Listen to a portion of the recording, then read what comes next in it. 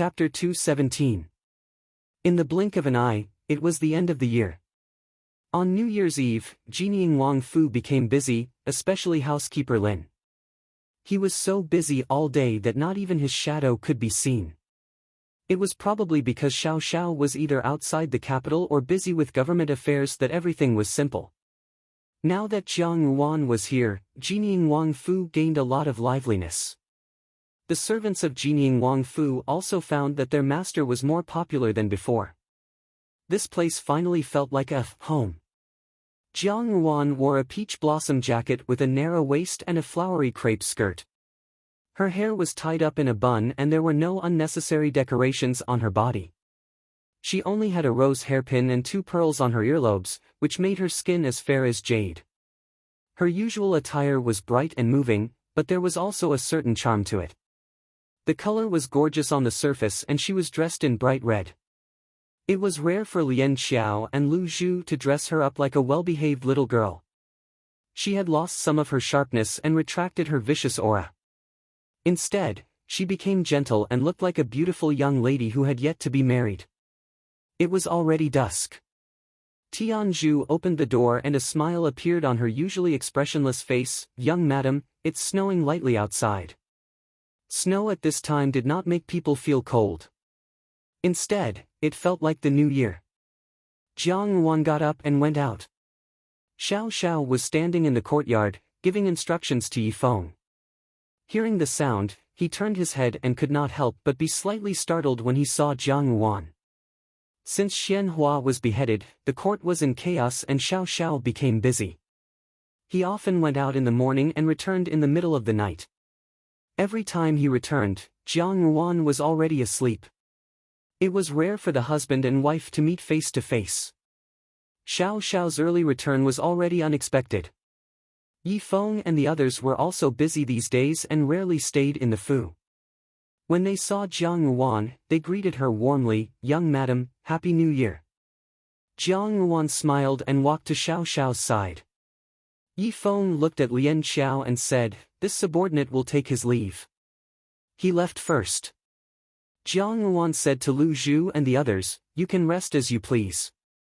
I will go out with him for a while." Dewdrop knew what to do and hurriedly pulled Tianzhu and Lian Xiao away. Xiao Xiao pursed his lips and said, "Shall we go out for a walk? I have heard that every New Year, the capital city's festive lanterns are also very beautiful." Jiang Ruan said, "In the past, I did not have the luck to see it, but today, you should accompany me to take a look." Xiao Xiao couldn't help but laugh. As he thought of Jiang Ruan's past, his expression slowly became solemn and his eyes carried a gentleness that even he himself couldn't detect. As the two of them spoke, they walked towards the Fu's entrance. It happened to be the end of the year, and many people came out to buy New Year goods and jewelry. The capital was also very lively. After dusk, every household lit up their red lanterns. Looking from afar, one could see a row of bright red lanterns hanging from the beams of the houses. It was a very beautiful sight. Even though it was snowing lightly, the streets didn't feel cold. Instead, there was an ordinary warmth that came from the flow of people. Jiang Ruan and Xiao Xiao walked side by side. The two of them were born with outstanding looks and outstanding bearing. From time to time, there would be people sneaking glances at them. The men would be stunned by Jiang Ruan's beauty and secretly be jealous of Xiao Xiao's luck with women. The women became even more daring and took the silk flower in their hands and threw it at Xiao Xiao. However, Xiao Xiao was really very cold and cheerless. He walked over without looking sideways and stepped on the silk flower, crushing the hearts of the crowd for no reason. Jiang Ruan was a little curious. In her previous life, she had never had the opportunity to come into contact with such a lively scene. She had always been thrown into the Fu by Jiang Quan. It was impossible for her to go out and play with her sisters because the vulgar actions of growing up in the wilderness would lose the Jiang Fu's face. In this life, she had come for revenge, so she had no interest in it. After marrying Xiao Xiao, the hostility in her body had been restrained a lot. It was rare that she didn't reject things that ordinary people might find interesting. In the words of Dewdrop, she had become more worldly. "You have been very busy recently. Did something happen in the palace? Jiang Ruan asked. She had never asked much about Xiao Xiao's matters. It was just that it was rare to see Xiao Xiao leave early and return late. Something must have happened. As his wife, it was only right for her to ask, even though she might not be able to help. Xiao Xiao shook his head and said, "The people of the southern frontier have infiltrated the capital and have not made a move for a long time." Pausing, he lowered his head and whispered in Jiang Ruan's ear, "The emperor is seriously ill." Xiao Xiao's hot breath still lingered in her ear, but Jiang Ruan was shocked by his words. The emperor actually fell seriously ill. In her previous life, the emperor did not fall seriously ill at this time. Even though she was slandered for poisoning the emperor and becoming a demoness who brought disaster to the country, she still thought that Xianli had something to do with it. Now that Xianhua had died prematurely, perhaps Xianli would wait for an opportunity to make his move. Then, the final juncture of the fight for the throne had actually begun in advance. Jiang Ruan was lost in her thoughts and did not pay attention. For a moment, she bumped into someone, sprained her foot, and fell to the ground. "Be careful." Xiao Xiao frowned and shouted. He quickly grabbed Jiang Ruan's waist and pulled her into his arms. Before Jiang Ruan could look up, she heard a familiar voice, "Third brother, third saw." Mo Tsong and Qi Feng stood in front of them. Mo Tsong smiled and hit Xiao Xiao's shoulder, "Third brother, I didn't expect you to come out for a stroll. It's really different when you have a lovely wife in your arms." Xiao Xiao did not speak. Qi Feng glanced at Jiang Ruan, who was being supported by Xiao Xiao. Just now, Jiang Ruan had bumped into him. He smiled and asked, "Is third saw okay?" "It's okay." Jiang Ruan said, "Why is Xia Qing not with you?" Guan Lianghan was a man of martial arts and was naturally not willing to come out for a stroll. Xia Qing and Qi Feng often stayed together, so it would be strange if they did not see each other. How could he still care about his brother? Without waiting for Qi Feng to answer, Mo Tsong himself rushed to say, "Now he has taken a fancy to the young lady of the Zhongshu family. Today, he also went to court her." Mo Tsong muttered, "I don't know how his eyes are made, but he has taken a fancy to that young lady. Her mouth is very fierce, and she doesn't know the ways of the world. It's really a reckless waste of God's gift." Noticing that Jiang Ruan was looking at him, Mo Tsong scratched his head again and smiled, "Oh, in the end, a person who has a peach blossom is not comparable to us lonely people." The two brothers clung to Qi Feng and said, "It's really shameful for two men to come out for the new year." Jiang Ruan smiled slightly, and Qi Feng also smiled. His gaze fell on Xiao Xiao's hand that was holding Jiang Ruan's waist, and he appeared a little unnatural. He only said, "Lao Qi and I still have some things to do. It's probably not on the way, so we won't disturb the two of you." Mo Tsong was inexplicably pulled away by Qi Feng. Only a faint voice could be heard, "Ah, fourth brother, what are we going to do? Where are you dragging me?" After the two of them walked away, Jiang Ruan stood up straight, but her hand was held by Xiao Xiao. She turned to look at Xiao Xiao. Xiao Xiao's handsome face appeared particularly deep in the changing light and shadow, and his expression was not clear. Jiang Ruan raised her eyebrows and did not speak. Just a few steps, they saw a shop selling lanterns in front of them. The owners of the shop were an old couple. Among the various large shops, they appeared inconspicuous. However, Jiang Ruan had taken a fancy to a fox lantern. The fox lantern was small and exquisite, lifelike, and appeared somewhat exquisite. Jiang Ruan recalled a fox cub that she had once saved in the rural residence, and felt a little interested. Xiao Xiao followed her gaze and paused for a moment before saying, "Wait for me here." Then he walked towards the crowded shop. There were many young girls in front of the shop, but when they saw Xiao Xiao, they all blushed and made way for him. Jiang Ruan stayed where she was. Suddenly, the tip of her nose smelled a fragrant wind. This fragrance was somewhat familiar. She looked up and saw a young woman wearing a green coat and skirt standing in front of her, accompanied by a few servant girls. The woman had delicate features and an indescribable aura. It was the daughter of the governor of Binhai, Yao Ninian. Yao Ninian must have recognized Jiang Ruan long ago. She stopped in front of Jiang Ruan, smiled at her, and said, "Xiao Wangfei." "Miss Yao." Jiang Ruan nodded in acknowledgement. Yao Ninian had probably come out for a stroll, but there were no guards following her, and she had no other friends, only a few servant girls.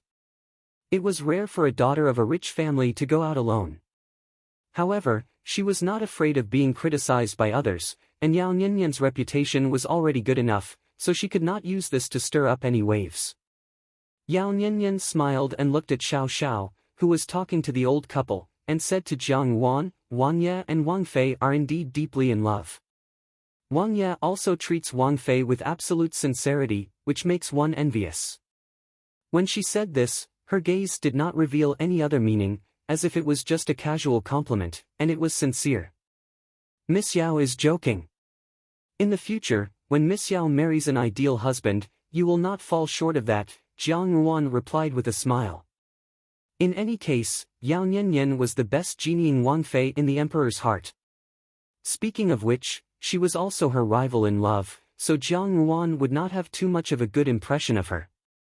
Ordinary unmarried girls would have blushed when they heard this, but Yao Ninian was calm and did not feel the slightest bit uncomfortable. "Then I will not disturb Wang Fei and Wang Ye."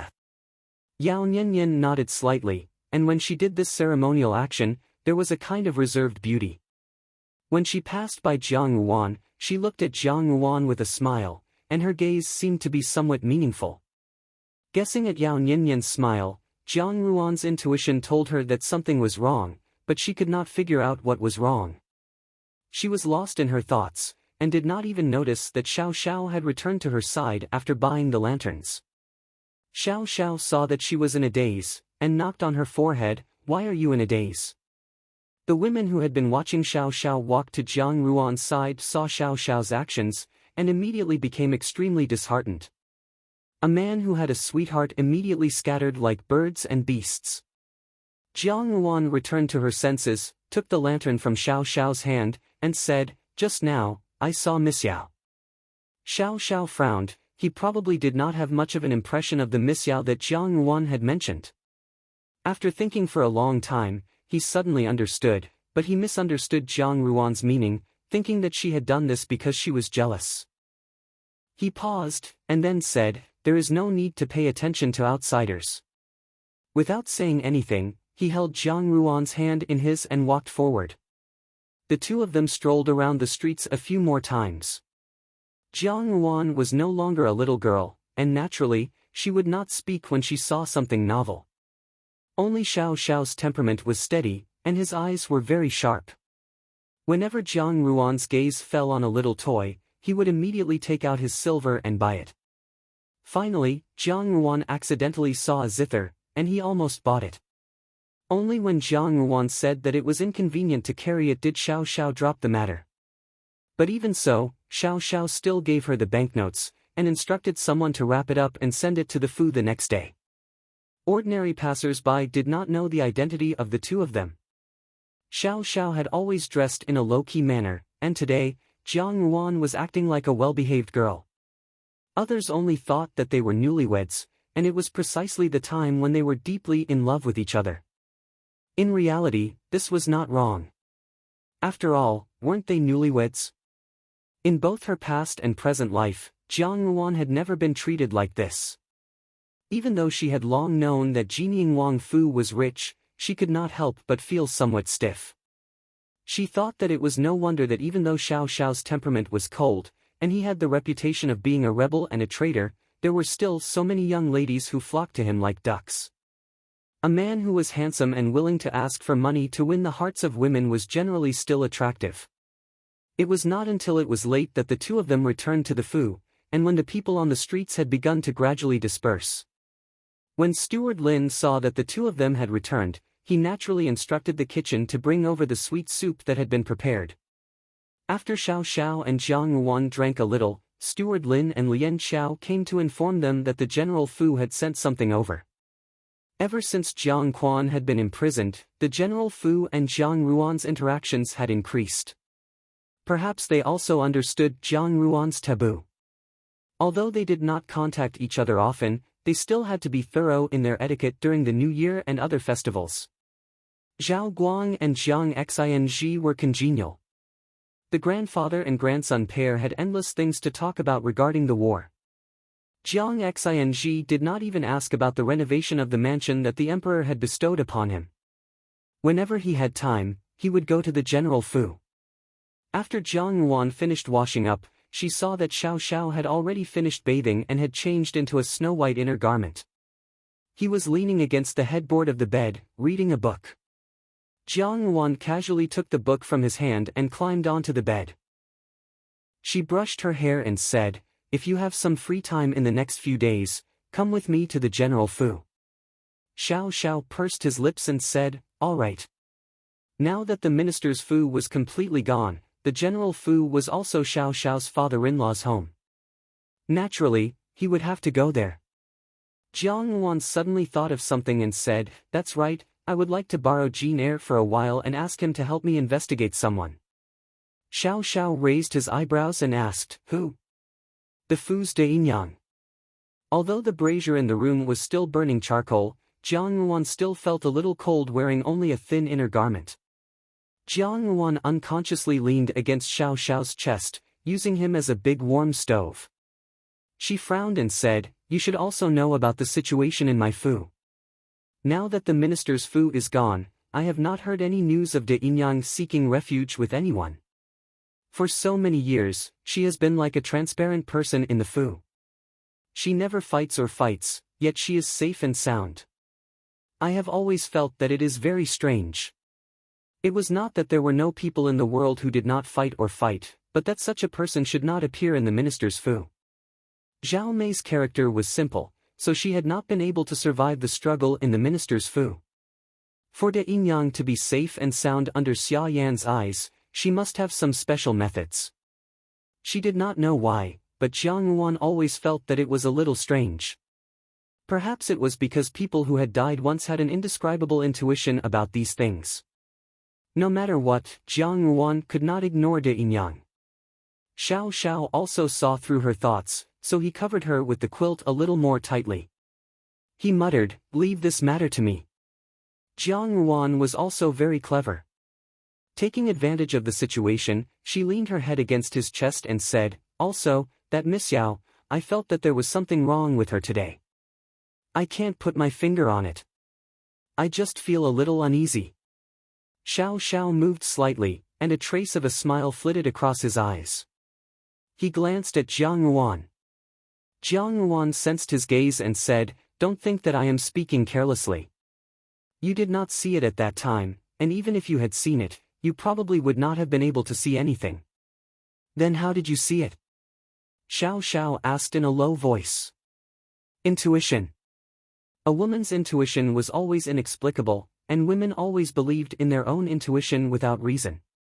Jiang Yuan herself could not clearly describe her feelings towards Yao Nianyan, but in the instant when they had passed each other, the meaningful smile that Yao Nianyan had shown her did not seem to be that simple. This meeting was different from the last time on the hunting grounds. It seemed that something had quietly changed. "Ah, Yuan is so concerned, are you jealous?" Xiao Xiao's cold and stiff face immediately revealed a somewhat mischievous smile. Hearing this, Jiang Yuan's face heated up and she angrily said, "When was I jealous? It's just, oh." Before she could finish speaking, the rest of her words were blocked by someone else's lips. The room slowly warmed up, and it seemed that even the snowflakes clinging to the window were about to melt. At the same time, in the capital's imperial prison, the jailer fiddled with the charcoal in the brazier. Even if a fire was lit, the cold and damp accumulated in the imperial prison over the years was not so easy to dispel. Especially in this cold winter, it was even colder. It was the end of the year, yet they had to stay in such a damned place. It was inevitable that they would feel resentful. A few jailers were gathered together, and the table was piled with some food and wine. They were somewhat drunk. From the depths of the imperial prison, there seemed to be a low whimpering sound. Although it was said to be a whimper, it was more like a curse. The echo of the whimpering sound was somewhat strange in this place. One of the jailers cursed a few times and only said, "It's really fucking unlucky, crying for funerals all day long. Forget it." Another pulled the jailer who was about to go and teach him a lesson and said, "In any case, he won't be able to live for long, so as to avoid annoying people. Come, don't worry about that. Brothers, let's drink another cup." As he said this, he took a big gulp of wine, as if he had also forgotten the voice at the back of his mind. In the last cell in the depths of the gloomy imperial prison, a stooped figure was lying on the floor. His entire body emitted a foul stench, and his long and messy hair seemed to be mixed with a lot of lice. He stretched out his hand and scratched his back. Most likely, he had contracted some kind of skin disease, as his originally tattered clothes were scratched with many seams. No one would have thought that this beggar-like person, who was even dirtier than a beggar, was the former Minister of War, Jiang Quan. Jiang Ruan raised her head with difficulty. From the daily gossip of the jailers, she had heard a lot of news from the outside. When he heard that Jiang Dan had died and Xian Hua had also fallen, he even cheered in his heart. Jiang Dan was just a little concubine's daughter. After entering the palace and becoming an imperial concubine, she thought that she had ascended to the heavens in a single bound. She did not care about her father in the slightest. As for Xian Hua, he was also dead, and the crown prince was gravely ill in bed. This country would most likely fall into Xian Li's hands. Jiang Quan had originally hoped that Xian Li would think of a way to save him on account of their old friendship. However, after such a long time, he had never heard any news of this. Fortunately, he had asked the jailer about it, and the jailer had looked at him with a mocking gaze. Jiang Quan's heart slowly began to understand. Now that the Minister of War's household had fallen, he was of no use. Once the cunning hare was killed, the hound would be boiled. To Xian Li, he was just a useless chess piece that had no value in being kept. Naturally, he would be discarded without hesitation. Jiang Quan suddenly recalled the dream he had just had. In that dream, he was the high and mighty Minister of War, a loyal official of the imperial court, and an upright scholar in the hearts of the common people. In that dream, Xian Li had become the emperor, Jiang Su had become the empress, and Jiang Chao had a bright future. He was a first-rank official, and was promoted to nobility. Xia Yan became a first-rank titled madam, and the Minister of War's household flourished and flourished. In that dream, Second Yinyang was still there, and so were Jiang Li and Jiang Dan. The only ones who were not there were Jiang Ruan and Jiang Xing. In that dream, Jiang Xing had died prematurely, and Jiang Ruan had been sent to the palace to be a chess piece that had been arranged from the beginning. In the end, she had become a stepping stone for the entire Minister of War's household. The Minister of War's household had stepped on Jiang Ruan's flesh and blood to rise higher and higher. That dream was so beautiful, and it was practically the most wonderful dream that Jiang Quan had had since entering the imperial prison. The glory, splendor, wealth, rank in the dream had been so real, as if that life had really existed. It was precisely because of such splendor that when he woke up, he was unable to accept the sight of ruin before his eyes. Could it be that the debts of a previous life had been repaid in this life? If the dream was his previous life, it was precisely because he had harmed Jiang Ruan to such a state in his previous life that he had been defeated by Jiang Ruan in this life. Jiang Quan wiped his face. The nights in the imperial prison were especially cold, and he seemed to be able to hear the sound of firecrackers and fireworks outside. This was already the end of the year. If it was in previous years, if it was the previous years in that dream. That was precisely the residence of the Minister of War's household, where he lived in luxury and lived in luxury. But now, it had become a wisp of dust for others to trample on. He, the new nobleman of the imperial court, who had great ambitions, had now become a prisoner. Jiang Quan's gaze slowly fell on a blackened, thin blanket on the ground. That thing had already turned somewhat black, and even after a long time, it seemed that he could still smell the stench of blood from it. Jiang Quan naturally knew what it was. It was a piece of human skin that had come from the youngest Shu daughter of the Minister of War's household, Jiang Dan. Someone had completely peeled off her skin and given it to him as a gift. Jiang Quan was well aware of who that person was. When he had first seen this human skin, he had also felt nauseous and vomited. He had been so frightened that his face had turned deathly pale. Every day, he had endured enormous torment, and now, his mind had become somewhat deranged. This was exactly what Jiang Yuan had wanted to achieve.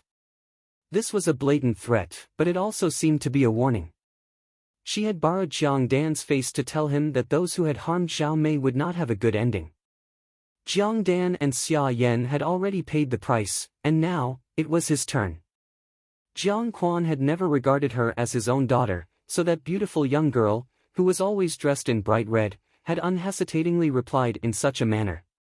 Her viciousness and mercilessness were not inferior to Jiang Quan's, and she was even crueler and more ruthless.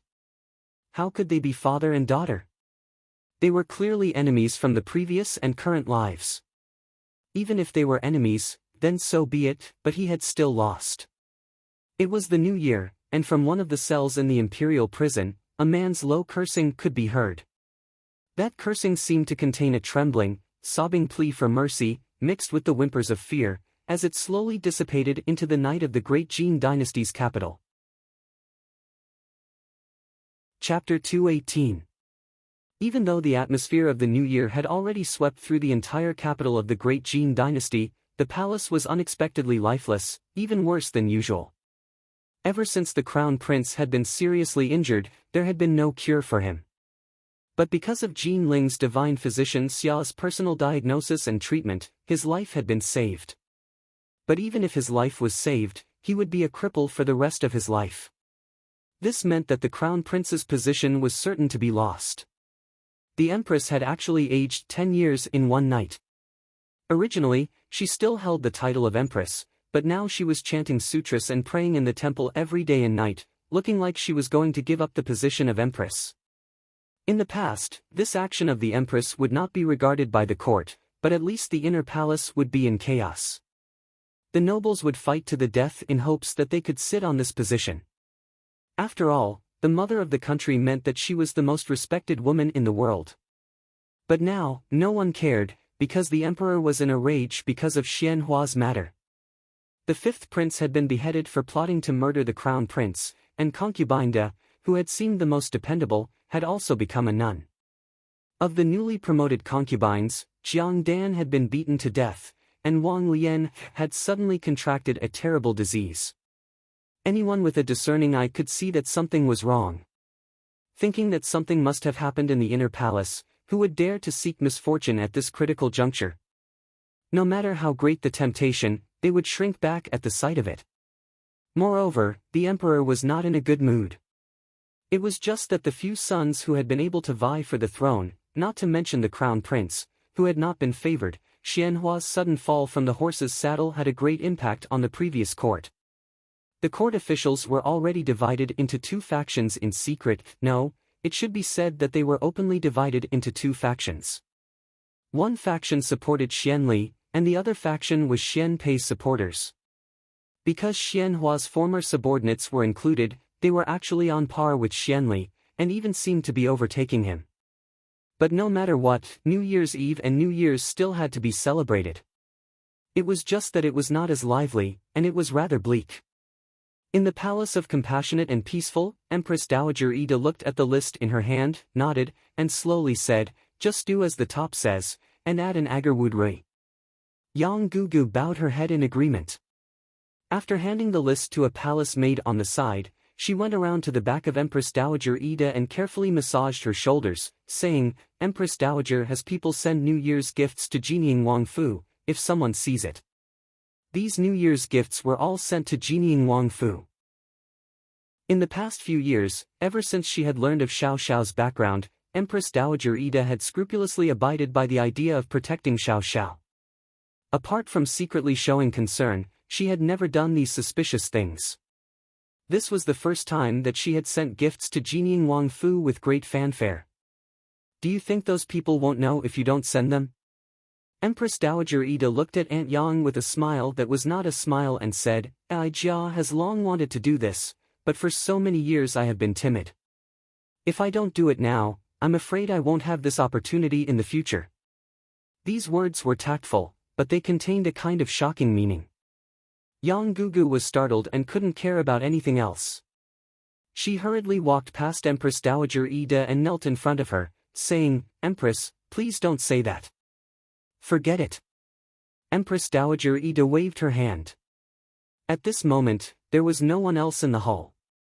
Empress Dowager Ida's eyelids seemed to close slightly, but her voice was clear and bright. "The sky is about to change, a storm is coming. Wan Yang, Ai Jia, and you have lived for most of our lives, what have we not seen? How can we be blinded by this little bit of wind?" She gave a long sigh. "Only, Ai Jia still has many wishes that have not been fulfilled. Originally, I thought that there was still a long time, but in the blink of an eye, more than half of my life has passed."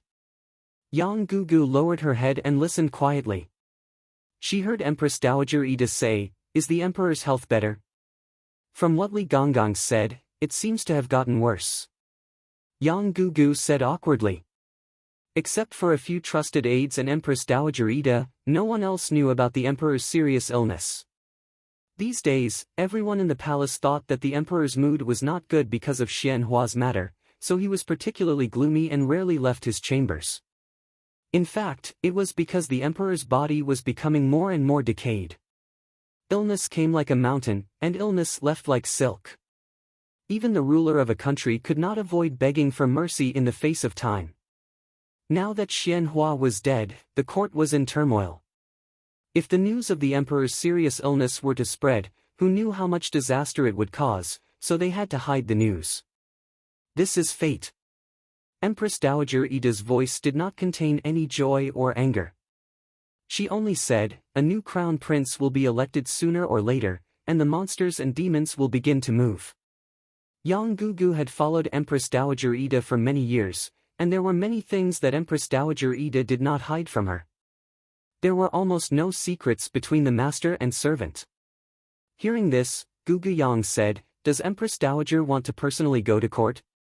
If the emperor's illness continued to drag on, it would be impossible to hide. There were many eyes in the palace watching, and many of them were astute.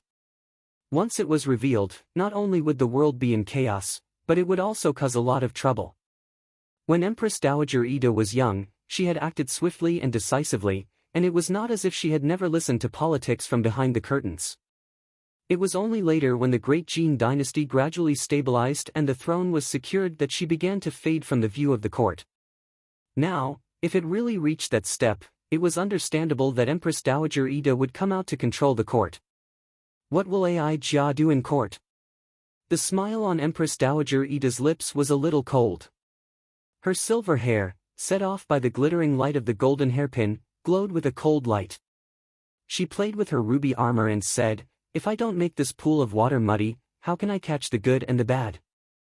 Ai Jia also wants to see who is coveting the world's rivers and mountains. She slowly lowered her head. "You think that Ai Jia can't do anything just because I'm trapped in the harem? You really are a clown." Gugu Yang said tentatively, "But His Majesty's meaning is that you want." Ai Jia originally thought that this position was prepared for him, that it would be justifiable for him to take over the great Jin dynasty's rivers and mountains. But now it seems that he has no interest in this position. He has the same temperament as his father, and is even more stubborn than his father. Ai Jia can't do anything to him. No, it's Ai Jia who is afraid. The older, stern woman showed a rare look of exhaustion. This woman looked incomparably grand on the outside, and her methods were swift and decisive. But her husband had long suspected that her maternal family had collapsed, and she had lost her son and then her daughter in her middle age. Some pain could never be told to outsiders. No matter how well she concealed it, only she knew the pain in her heart. She thought that she owed Crown Prince Hongxi, so naturally she would not make things difficult for her son. It had to be said that Crown Prince Hongxi's final ending was partly due to her. If she did not want to repeat the same mistakes, she could only retreat. She sighed deeply. The emperor wants to do as he pleases, but there are things that even the emperor cannot do anything about. Ai Jia and the emperor both owe him. No matter what the emperor thinks, Ai Jia will help him. But if he is unwilling, Gu Yang was somewhat troubled, and carefully probed, according to Empress Dowager's opinion, who should we help? This country was ultimately the Xian family's country. If that person did not accept it, between Xian Li and Xian Pei, one of them would be the future crown prince of the great Jin dynasty. Empress Dowager Ida did not show much enthusiasm for these two grandsons, but Empress Dowager Ida's attitude was indeed very important. Wan Yang, do you still not understand? Empress Dowager Ida smiled, but her smile was a little strange in Gu Yang's eyes. She said, Ai Jia has been hesitant to make a decision because I want to see their actions. The great Jin dynasty's country is ultimately the Xian family's country. But now, there was someone with a different surname who wanted a share of the spoils. The stage has already been set up. Ai Jia also wants to see this play, and who the actor is. Gu Yang's body trembled, and she instinctively looked up at Empress Dowager Ida. She saw that this old woman, who had experienced the ups and downs of the great Jin dynasty, had witnessed the country's prosperity and people's peace, and had already somewhat cultivated her mind and stopped caring about worldly affairs, suddenly had a sharp glint in her eyes. In an instant, she had returned to the days of the golden spears and armored horses. It was as if her hair had not yet turned gray, and her youth had not yet reached the twilight of her life. Her sharp sword was unsheathed, swift and fierce. On New Year's Eve, the faint sound of fireworks and firecrackers could be heard from outside. It was probably set off by the concubines and womenfolk in the inner palace for the sake of liveliness. After all, no one knew that the emperor was seriously ill, and they thought that the emperor was not in a good mood, which was why there was no New Year's Eve banquet. When these women were lonely, they could only find their own entertainment. Empress Dowager Ida closed her eyes, as if she had fallen asleep on the soft couch. Gu Yang gently took a blanket from the side and carefully covered Empress Dowager Ida with it. She cut the candle in the candlestick, and then quietly retreated from the bedchamber. On this day, Jining Wangfu was exceptionally lively. On the first day, Jiang Yuan had brought Xiao Xiao back to the General Fu to pay a visit to Zhao Guang's family. Although the men of the Zhao family were very dissatisfied with Xiao Xiao's stealthy abduction of their daughter, the women of the Zhao family were very satisfied with Xiao Xiao. This was because Xiao Xiao's appearance was good, and although his temperament was cold, he was steady. Moreover, he did not even have a tongfang by his side. This point satisfied the women of the Zhao family the most. If there was anything bad about it, it would be that his reputation was somewhat poor. Seeing how Xiao Xiao carefully took care of Jiang Yuan, they also felt that this point was not important. Although Xiao Xiao's expression was indifferent, his etiquette was also thorough, so that no one could find a single fault with him. In addition, Jiang Xinji and Jiang Yuan were used to conducting themselves, so they mediated a little, and the knot in the hearts of the Zhao family was untied. They treated Xiao Xiao as their legitimate son-in-law. Today was New Year's Eve, and they were going to spend it at Jining Wangfu. Jiang Yuan originally thought that it would be just the two of them, because Xiao Xiao had no other relatives. Who knew that while he did not have any relatives, his martial brothers had come? Guan Lianghan naturally accompanied his parents over, but Emo Tsong, Xia Qing and Qi Feng came uninvited. Perhaps Emo Tsong had recently been pressured by his family to discuss marriage, and had actually escaped on New Year's Eve. After thinking for a while, he guessed that there was no place for him to hide, so he naturally went to the door of the Wangfu. Xiao Xiao naturally would not say anything, and Jiang Yuan would also not drive them out. Housekeeper Lin, on the other hand, felt that it was good. The more people there were, the more people the Wangfu would appear to be flourishing. In his happiness, he secretly added a few more precious dishes to the New Year's Eve dinner without Jiang Yuan's knowledge. However, the servants of the Wangfu had always had plenty of money in their hands, and as the housekeeper, he naturally would not care about this small amount of money. It was just that when Emo Tsong arrived and saw the dishes, he exclaimed exaggeratedly, "I think that the food in the imperial kitchen is only so-so. Third brother, you are really too extravagant." "Really extravagant?" Xia Qing nodded in agreement as he desperately stuffed food into his mouth. Emo Tsong glanced at him and said in disgust, pay attention to your table manners. In any case, you are also from the same sect, and you are also a celebrity. How can you eat like a country bumpkin? What do you know? Xia Qing naturally had an unrestrained temperament. She frowned and said, "It is best for all living things in the world to return to their original hearts. Why bother with those miscellaneous things? They are all fabricated." Naturally, Mo Tsong looked at her with a smile. When it came to arguing, Xia Qing was naturally not a problem. He deliberately dragged out his words and shook his head. "I heard that the eldest daughter of Elder Lin's family is a bookworm. A scholarly family is most particular about rules and etiquette. You are talking nonsense." Xia Qing stared blankly and somewhat guiltily said, "Miss Lin is not such a pedantic person. It's fine if you don't believe me. The people in our circle in the capital all know what kind of personality Miss Lin has. If you don't believe me, fine. Tomorrow, when my third sister sees Miss Lin, she will mention you. She will say that you are not bound by the rules and etiquette of the world. When you eat, you pay attention to your freedom. You are the most carefree." The crystal shrimp dumpling in Xia Qing's mouth fell with a plop. In desperation, he could only ask Xiao Xiao for help. Third brother, Qi Feng stuffed a bun into his mouth and jokingly scolded, "What an idiot." Dewdrop was making a snowman outside. Lian Xiao squatted on the ground and set off fireworks. Tianzhu crossed his arms and looked at the two of them. Tianzhu originally felt that these women's playthings were disdainful, but now they were not so disdainful in his eyes. The corners of Tianzhu's mouth slightly curled up. Dewdrop's snowman was a mess. One could barely see the shape of a human, but its head was bigger than its stomach. While he was muttering to himself, Jean Eyre walked over and snickered, "Yo, are you playing with yourself? What does it have to do with you?" When Dewdrop saw Jean Eyre, it was as if she had lit up a firecracker.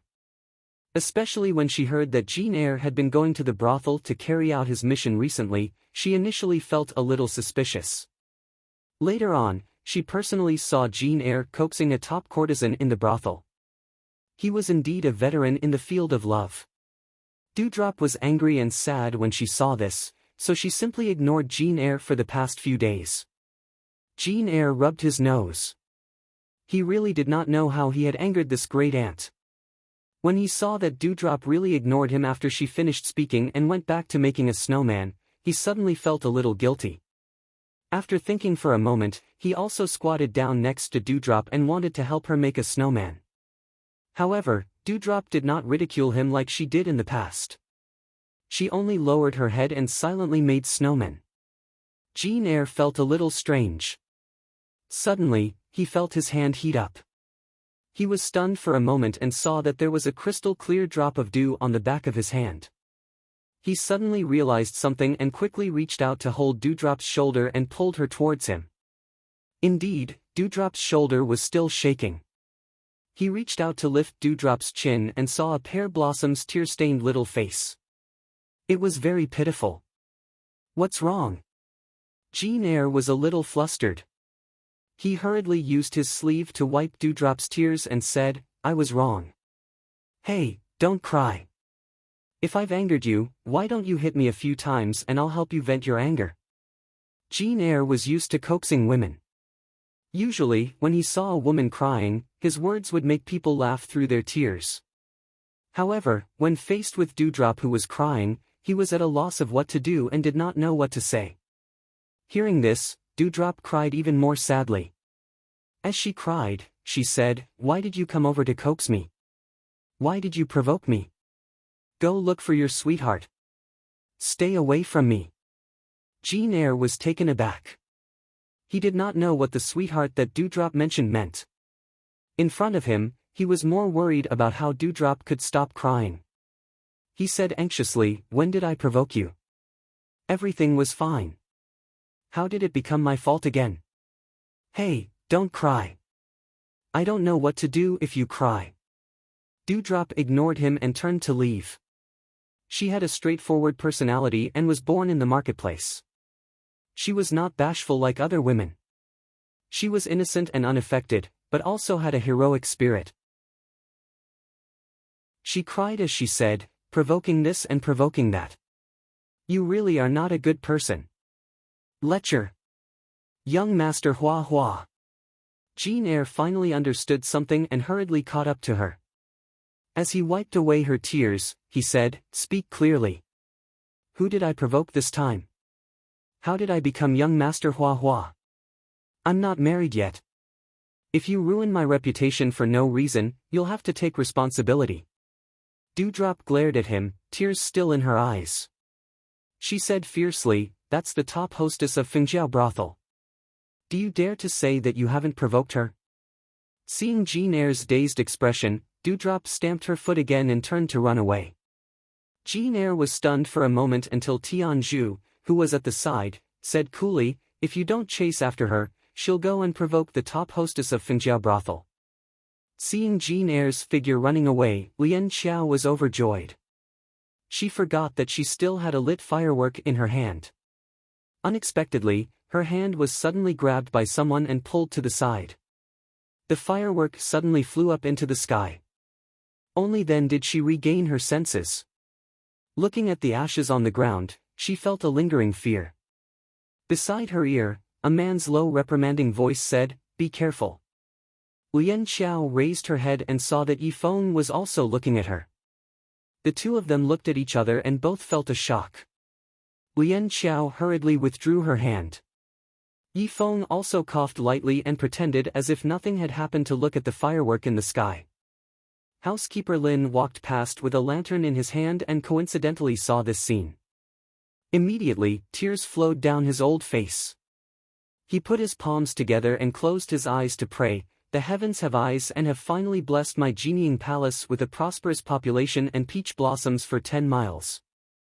I wonder when this old peach blossoms will bloom. Jean C jumped down from the wall with a blade of grass in his mouth and teased Housekeeper Lin with a smile. Housekeeper Lin's old face turned red and he said, What does a little girl know? Back when I was the most beautiful person in the capital, there were so many young ladies who threw fragrant sachets and fresh flowers at me. It was also a house full of red sleeves, achoo. Jean San sneezed and pulled Jean C out, saying, What an old story. Why are you still here? What's there to listen to about the story of a rotten old man? Who's a rotten old man? Housekeeper Lin flew into a rage, I'm a handsome man, a handsome man. Everyone had their own way of celebrating New Year's Eve. Some people celebrated it warmly, while others celebrated it coldly. For example, at the 8th prince's residence, although it was also filled with songs and dances, fine wine and delicacies, there seemed to be something lacking. The man on the main seat had a gentle smile on his lips, as if he was bathing in the spring breeze. He held a white jade cup in his hand and smiled as he clinked cups with the person opposite him. The person opposite him was also dressed in gray, with a long curtained hat that almost covered half of his face. It was none other than Yuan Chuan. He downed the wine in his hand in one gulp and sighed, The fine wine of the great Jin dynasty is indeed mellow and mellow. Your Highness's residence is especially mellow and mellow.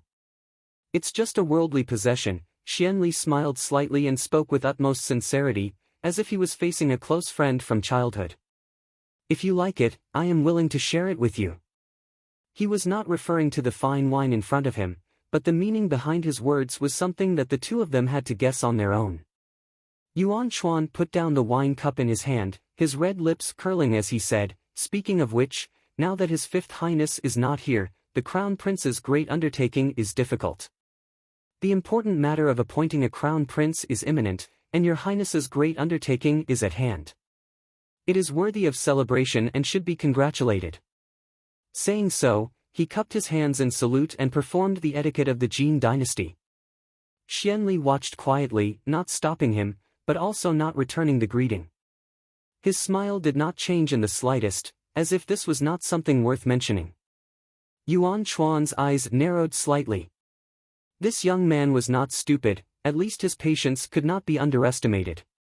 Hearing this, his face did not reveal the slightest trace of pride or worry, as if he knew that he had something to say next.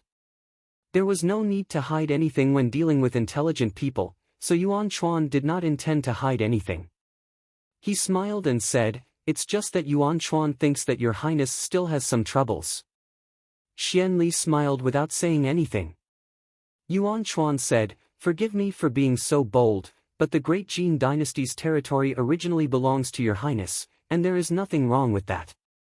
It's just that among the princes, besides your highness, there is also the 13th prince. Your highness is a dragon and phoenix among men, and also talented and romantic. This is an impeccable matter. Even if the 13th prince came later, just by relying on his new power, there is nothing to fear. It's just that." He paused, his tone somewhat regretful. He just had to follow Jinying Wangfu. Xian Li's fingers moved imperceptibly. Even if it was a small movement, it was still captured by Yuan Chuan.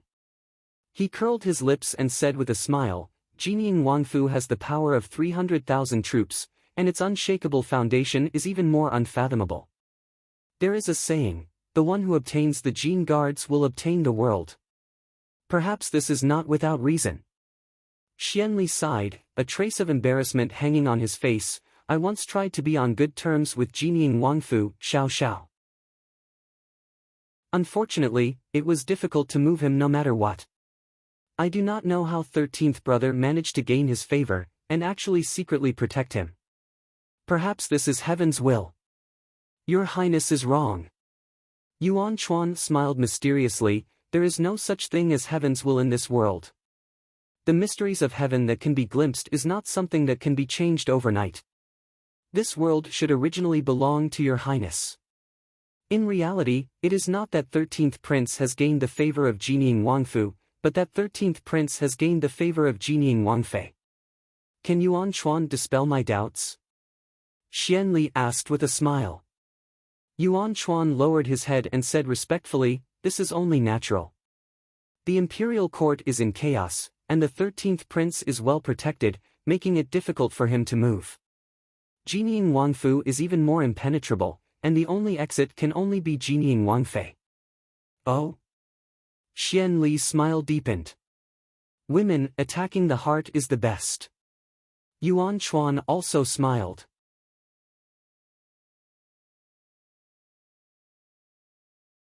"I heard that Yi Fengyi, the imperial bodyguard, occupied the Fu's willow tree for half the night yesterday, playing the flute." Speaking of this matter, it was another topic of conversation in Jinying Wangfu. The young master of Jinying Wangfu, Xiao Xiao, was a taciturn gourd. Every single bodyguard under him was an expert in the field of love. He had a set of methods to please a lady. Even Yi Feng, who usually looked more mature, also imitated those scholars and poets who wrote "A phoenix seeking for a phoenix under the willow tree." His direction was in the direction of Lian Qiao's house. Lian Qiao was both embarrassed and annoyed. She stamped her feet and said, I can't win against Miss in an argument. It's better to go out." After saying this, she jogged out of the room. Behind him, Dewdrop put her hands on her hips and laughed. "You're angry? What's there to be angry about?" After all, Lian Qiao had been raised in the Fu. Although she was shrewish, she still scrupulously abided by etiquette. When she heard about her own love affairs, she naturally felt shy. Lu Zhu, on the other hand, was bold. At a young age, she had wandered the streets and alleys and had been stained with the atmosphere of Jianghu. Jiang Yuan looked at her appearance and for a moment, she was somewhat absent-minded. She recalled that when she first met this child, it was the first year after her rebirth. At that time, she was alone in the rural residence and had no one to rely on. This child had a kind heart and stubbornly insisted on following her. In the blink of an eye, things had changed. Her enemies were either dead or injured. The more she lived, the more glorious she became. Fortunately, Lu Zhu had not followed her in vain. In the end, she could be considered to have found happiness. Jiang Yuan put down the teacup in her hand and pulled Lu Zhu to her side. She withdrew the smile on her face and looked at the smiling young girl in front of her. "Lu Zhu, have you thought it through? If you've decided, it's him." He naturally referred to Jean Eyre. As long as it was a maidservant, before the mistress made the decision to marry someone, she would still symbolically ask for the maidservant's opinion. Lu Zhu lowered her head and immediately raised it again to smile at Jiang Yuan. Lu Zhu's set of spotlessly white teeth were very brilliant. "It's him, Mississippi," Jiang Yuan nodded. Although Jean Eyre looked unreliable and was used to having the appearance of a playboy, a person like him who was used to seeing the brothel knew better than others what she wanted. Moreover, Lu Zhu was not a fool, so there was no reason for her to be bullied by Jean Eyre. It was just that Jean Eyre had proposed this marriage in a hurry. She did not know what Jean Eyre was thinking. Since both sides had agreed, Jean Eyre also wrote a letter home to inform his parents in Jiangnan. Lu Zhu's contract to sell herself was in Jiang Yuan's hands. Naturally, it was up to Jiang Yuan and Xiao Xiao to decide on the marriage. They would only have to wait until the end of next summer to complete the marriage. "I will let you marry in style," Jiang Yuan said. "You have no parents, so leave the matter of the dowry to me." Lu Zhu was stunned and raised her head in disbelief, meeting Jiang Yuan's gaze. Jiang Yuan smiled at her, and Lu Zhu's eyes immediately reddened. She only said, "Miss, how would this servant dare? There is nothing to dare or not dare. At that time, I made it clear that since you risked your life to follow me and gamble on an unknown path, now it's time to pay back. Even if you go to the casino to gamble, there will be a prize. Just treat it as a profit." What kind of words were these? Lu Zhu wanted to laugh, but at the same time, she also felt like crying. She knew that Jiang Yuan usually treated people with alienation. Even her personal maidservants, such as Bai Ji and Lian Xiao, who were her personal maidservants in the past, seemed to have her own secrets. She was not very close to them, and unlike other masters, she was always smiling and joking with them. Following Jiang Yuan, Lu Zhu had only seen danger. Jiang Yuan even used violence to curb violence. She seemed to always be ice cold, but deep down, she was extremely protective of her own people. Usually, she was just not good at expressing it, but she was a very gentle person. Lu Zhu thought with tears in her eyes. Jiang Yuan couldn't help but laugh. She did not care about these things. Just then, Jean Yi came in and handed the letter from the palace to Jiang Yuan. Jiang Yuan let Lu Zhu go and read it herself. It was a letter from Xian Pei. There was nothing written on it. First, he wished her well in the new year, then he complained that he could not see Jiang Yuan while he stayed in the palace. It was all thanks to his status as a prince that he was not free. Finally, he said that the emperor was in a bad mood and the atmosphere in the palace was relatively gloomy. It was better not to enter the palace. After reading the letter, Jiang Yuan put it in the candlelight and burned it. However, her heart could not calm down for a long time. The emperor was not in a bad mood, but was seriously ill. She knew this from Xiao Xiao. Xian Pei, this child, was originally unwilling to talk about his grievances. After his rebirth, his temperament had changed greatly. The more he did not mention anything about the palace, the more suspicious it seemed. Jiang Yuan stared at the burning ashes in the candlelight and slowly pondered. At the same time, in a quiet courtyard in the capital, a man in gray stood in front of the window and threw the paper in his hand into the flickering candlelight. The candlelight very quickly engulfed the somewhat yellowed paper. It was unknown what it was made of, but it also carried a strange fragrance. After a long while, he slowly curled up his red lips and said, "So that's how it is." "Darren, the Holy Maiden's edict has yet to arrive?" the subordinate inquired. Yuan Chuan smiled, "There's no need." The subordinate was startled. He saw the man in gray suddenly reach out and lift his hat, revealing a full face. It was not entirely accurate to say that it was a full face. It was half a mask, and on the mask was a ghost face that was baring its fangs and brandishing its claws. It was very terrifying, but the half of the face that was revealed was very handsome. Such a face with a mask should have given people a mysterious sense of beauty. However, when this person appeared in front of them, there was a sense of mystery, but there was no sense of beauty. This was because it was completely destroyed by a pair of green eyes. These green eyes were long and narrow, like those of a fox. On a human face, it was like a monster, giving people an inexplicable sense of fear. It was a very sinister feeling. The subordinate shivered and hurriedly lowered his head, not daring to meet Yuan Chuan's eyes. Yuan Chuan did not even look at him, and slowly said, "The Holy Maiden has already entered the capital." The subordinate suddenly raised his head, and said with some disbelief, "This."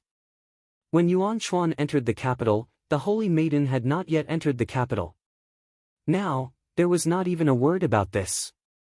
How did she suddenly come to the capital of the great Jin dynasty? The subordinate was still guessing, but he saw that pair of fox-like green eyes glance at him indifferently. He could not help but feel a chill in his heart, and had no idea what to do. Yuan Chuan slowly smiled again. His lips were red, as if he had put on the best rouge. They were even more beautiful than a woman's, and when he smiled, there was an indescribable demonic charm. He said, "Is the edict of the Holy Maiden something that you can casually guess?" "I don't dare, I don't dare, I don't dare." The subordinate immediately broke out in a cold sweat. He only heard the person above him say with a slight smile, "Really, seeing that it's your first offense, I'll spare you." The man was about to thank him when he suddenly felt a chill in his chest. Looking up, he saw a speck of silver light on his chest. A small and exquisite scimitar, only the size of a thumb, had accurately pierced his heart. His eyes widened, and his face began to turn black. After a short while, he collapsed. His blood was black, and it was obvious that he had also been poisoned. Yuan Chuan smiled coldly, and then slowly looked out of the window. Only then did he sigh, not knowing whether it was joy or sorrow. In the quiet courtyard where there was still a corpse, his sigh was especially terrifying. Human life is nothing more than grass. He slowly smiled again, and a strange light seemed to flash in his green eyes. Looking at the empty space, he muttered to himself, How long can you live, in the palace?" In the imperial study, there was a thick stack of memorials on the table in front of the emperor. His body was getting worse, and his speed of reading memorials was much slower. However, every day, big and small matters in the country never stopped, and the more tired he was, the higher he was. Eunuch Li timely served hot tea and said, "Your Majesty, take care of your body, and take a rest." The emperor shook his head, and then felt a little hungry. He frowned and asked, "Who was that just now?" "It was Dong Shui." Eunuch Li quickly said, "She came to deliver lotus seed porridge to your Majesty." Ever since Wang Lian, and Jiang Dan disappeared from the palace, the new batch of beauties that came in were not particularly outstanding. The only one left was Mu Shiro, who had a cold personality and did not take the initiative to serve others. One day, the emperor accidentally saw Dong Shui in the garden, and only then did he remember that this was the official daughter of the capital governor. If it was said that the official daughter of the capital governor was sent to the palace, it was a little thought-provoking. Firstly, most of the people who were sent to the palace were here for riches and glory, but the position of the administrator of the capital would not be good even if he climbed up in this lifetime, so there was no need to use his daughter to exchange for a stable career. Secondly, this Dong Shui did not deliberately seek favor and was somewhat unknown. If the emperor did not see her by chance that day, he was afraid that he would continue to be in the darkness of the palace. But now, Dong Shui's personality was a little dull, but the porridge she made was not bad. The lotus seed porridge was refreshing and delicious, and the emperor often asked her to make it. As a result, Dong Shui became a woman who was close to the emperor. The emperor waved his hand, "Bring it here." Eunuch Li ordered the little eunuch outside to bring in the lotus seed porridge that Dong Shui put down. At the same time, in the deep and serene palace corridor, a woman in embroidered clothes walked alone, and the eunuchs and palace maids beside her greeted her respectfully. This Dong Shui looked like she was not favored in the beginning, and often bullied her. Who knew that she was able to get close to the emperor's body, so it was said that the wheel of fortune changes, and now it was the turn of this palace maid who gave others a look to be trembling with fear. But that finely dressed woman did not seem to see it at all, and her eyes were somewhat deep. After returning to the courtyard of the side hall, Dong Yinger ordered the eunuchs and palace maids to leave. She sat in front of the dressing mirror and took out a wooden box from the bottom of the wooden cabinet. In that box, there was a fresh lotus seed, and on top of it, there was something that looked like honey. Recently, the emperor's appetite was light, and he could not eat anything that had a strong taste. The lotus seed was clear, but it tasted bitter. Many people in the world were unable to endure the bitter taste, especially when it came to the food of the emperor. One had to say that the lotus seed was marinated with honey to remove the bitter taste, and the porridge that was boiled out was more fragrant and sweet. But Dong Yinger reached out and took out a sachet from her waist, and took out some white powder from inside. That powder also had a strange fragrance, and when it was sprinkled on the lotus seed, it was submerged by the fresh honey, and only smelled more fragrant. That little eunuch's smiling and fawning words seemed to be transmitted into her ears. Lady Shui's lotus seed porridge is very good, and His Majesty cannot leave it every day. This skill can be said to be better than the chefs in the imperial kitchen. This servant sees that in the future, His Majesty and Lady Shui will only get closer and closer, and will not be able to leave Lady Shui. Dong Yinger put away the sachet, and her eyes fell on the lotus seed that seemed to be no different from other things, and her lips slowly bloomed into a smile. However, that smile was a little stiff, as if someone was forcefully pulling on her skin to force it out. It looked a little strange. The emperor naturally could not leave her, and not only could he not leave her, he would become more and more dependent on her, or it could be said that he was not dependent on her, but the lotus seed porridge that she made. Things that could make people addicted would not be noticed by others, and even the most brilliant imperial doctor would not be able to see it. They would only think that the emperor liked the porridge that she made. In order to not arouse suspicion, she naturally would not make porridge every day. In fact, anything was the same, as long as it could make the emperor addicted. She slowly grabbed her skirt, and remembered what that person from the palace had said to her earlier. The General Fu intended to marry Miss Xiao as a wife for the Jiang family's eldest master, and now they were discussing the matter of exchanging gung cards. Jiang family's eldest master, Jiang Xing, and Zhao family's Miss, Zhao Jin. Dong Yinger suddenly closed her eyes and took a deep breath, but in the end, she could not bear it anymore, and she swept everything in front of her to the ground. The palace maid waiting outside jumped in fright and suddenly wanted to come in, saying, "Lady Shui, get out!"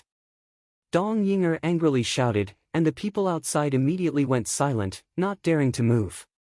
She looked at the broken pieces of porcelain on the ground, and a trace of resentment flashed through her eyes.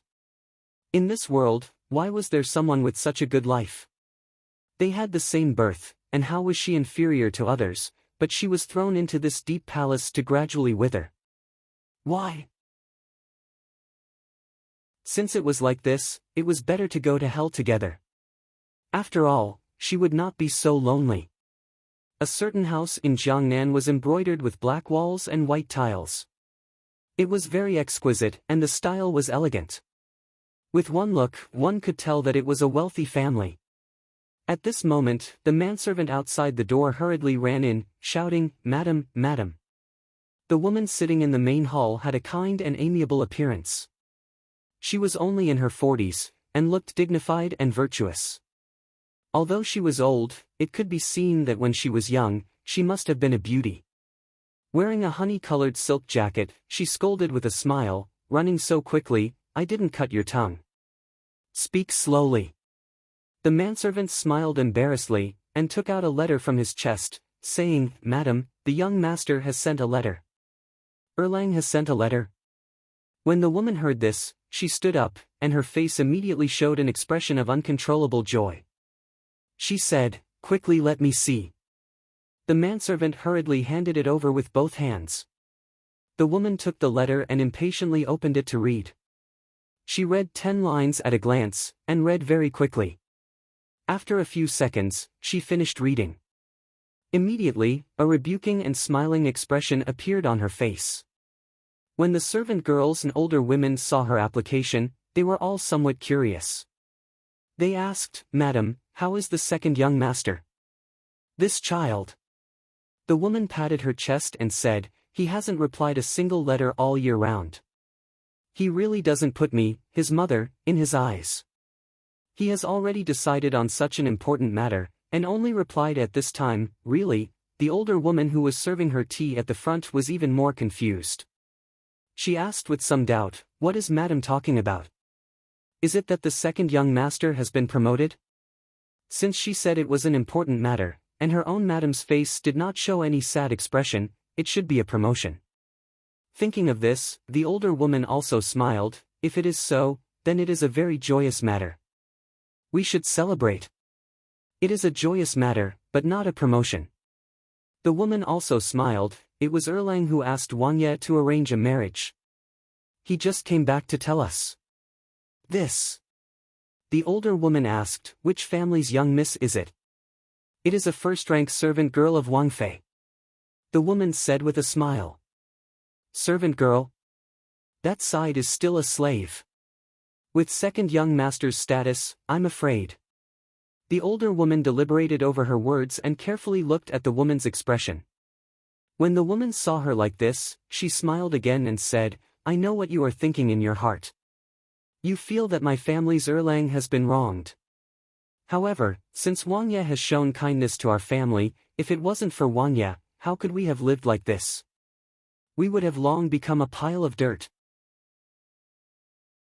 "Our family is not an official's family, we are just doing business. That girl's status is not high, but it is not an unsuitable family." Furen, the older woman, was still somewhat unwilling. "Even though we are not an official's family, we are still a large family in Jiangnan. With second young master's status, what kind of decent family's young miss can't he find?" But, the woman slowly looked at her.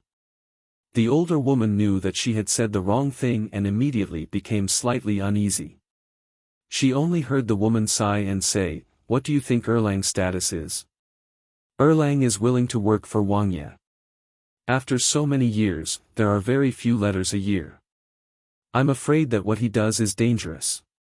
With this kind of danger, that usually pampered young miss would be willing to marry him. This marriage was personally asked by Erlang to Wang Ye. Even if Erlang himself and the child are to his liking, I, as a mother, have no reason to stop them.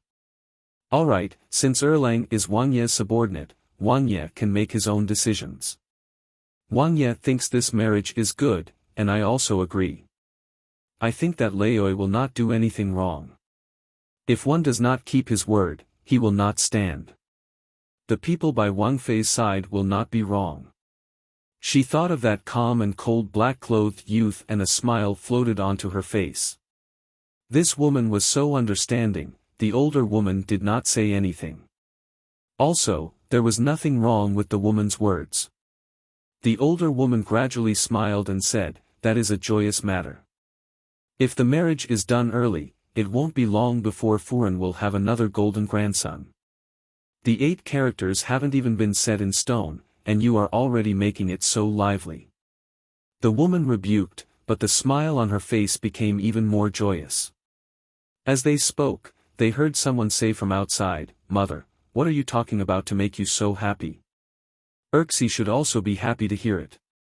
"De Granny." A group of servant girls and older women hurriedly greeted with a smile. A young woman walked in from outside. This woman had a matron's hairstyle. It was the Fu's de Granny. The woman smiled and said, "We are talking about your second brother's marriage. You came at the right time. I will talk with you." As the woman spoke, she suddenly stilled and looked behind the young woman. It was a young girl wearing a pink-lined jacket. She was about 16 or 17 years old.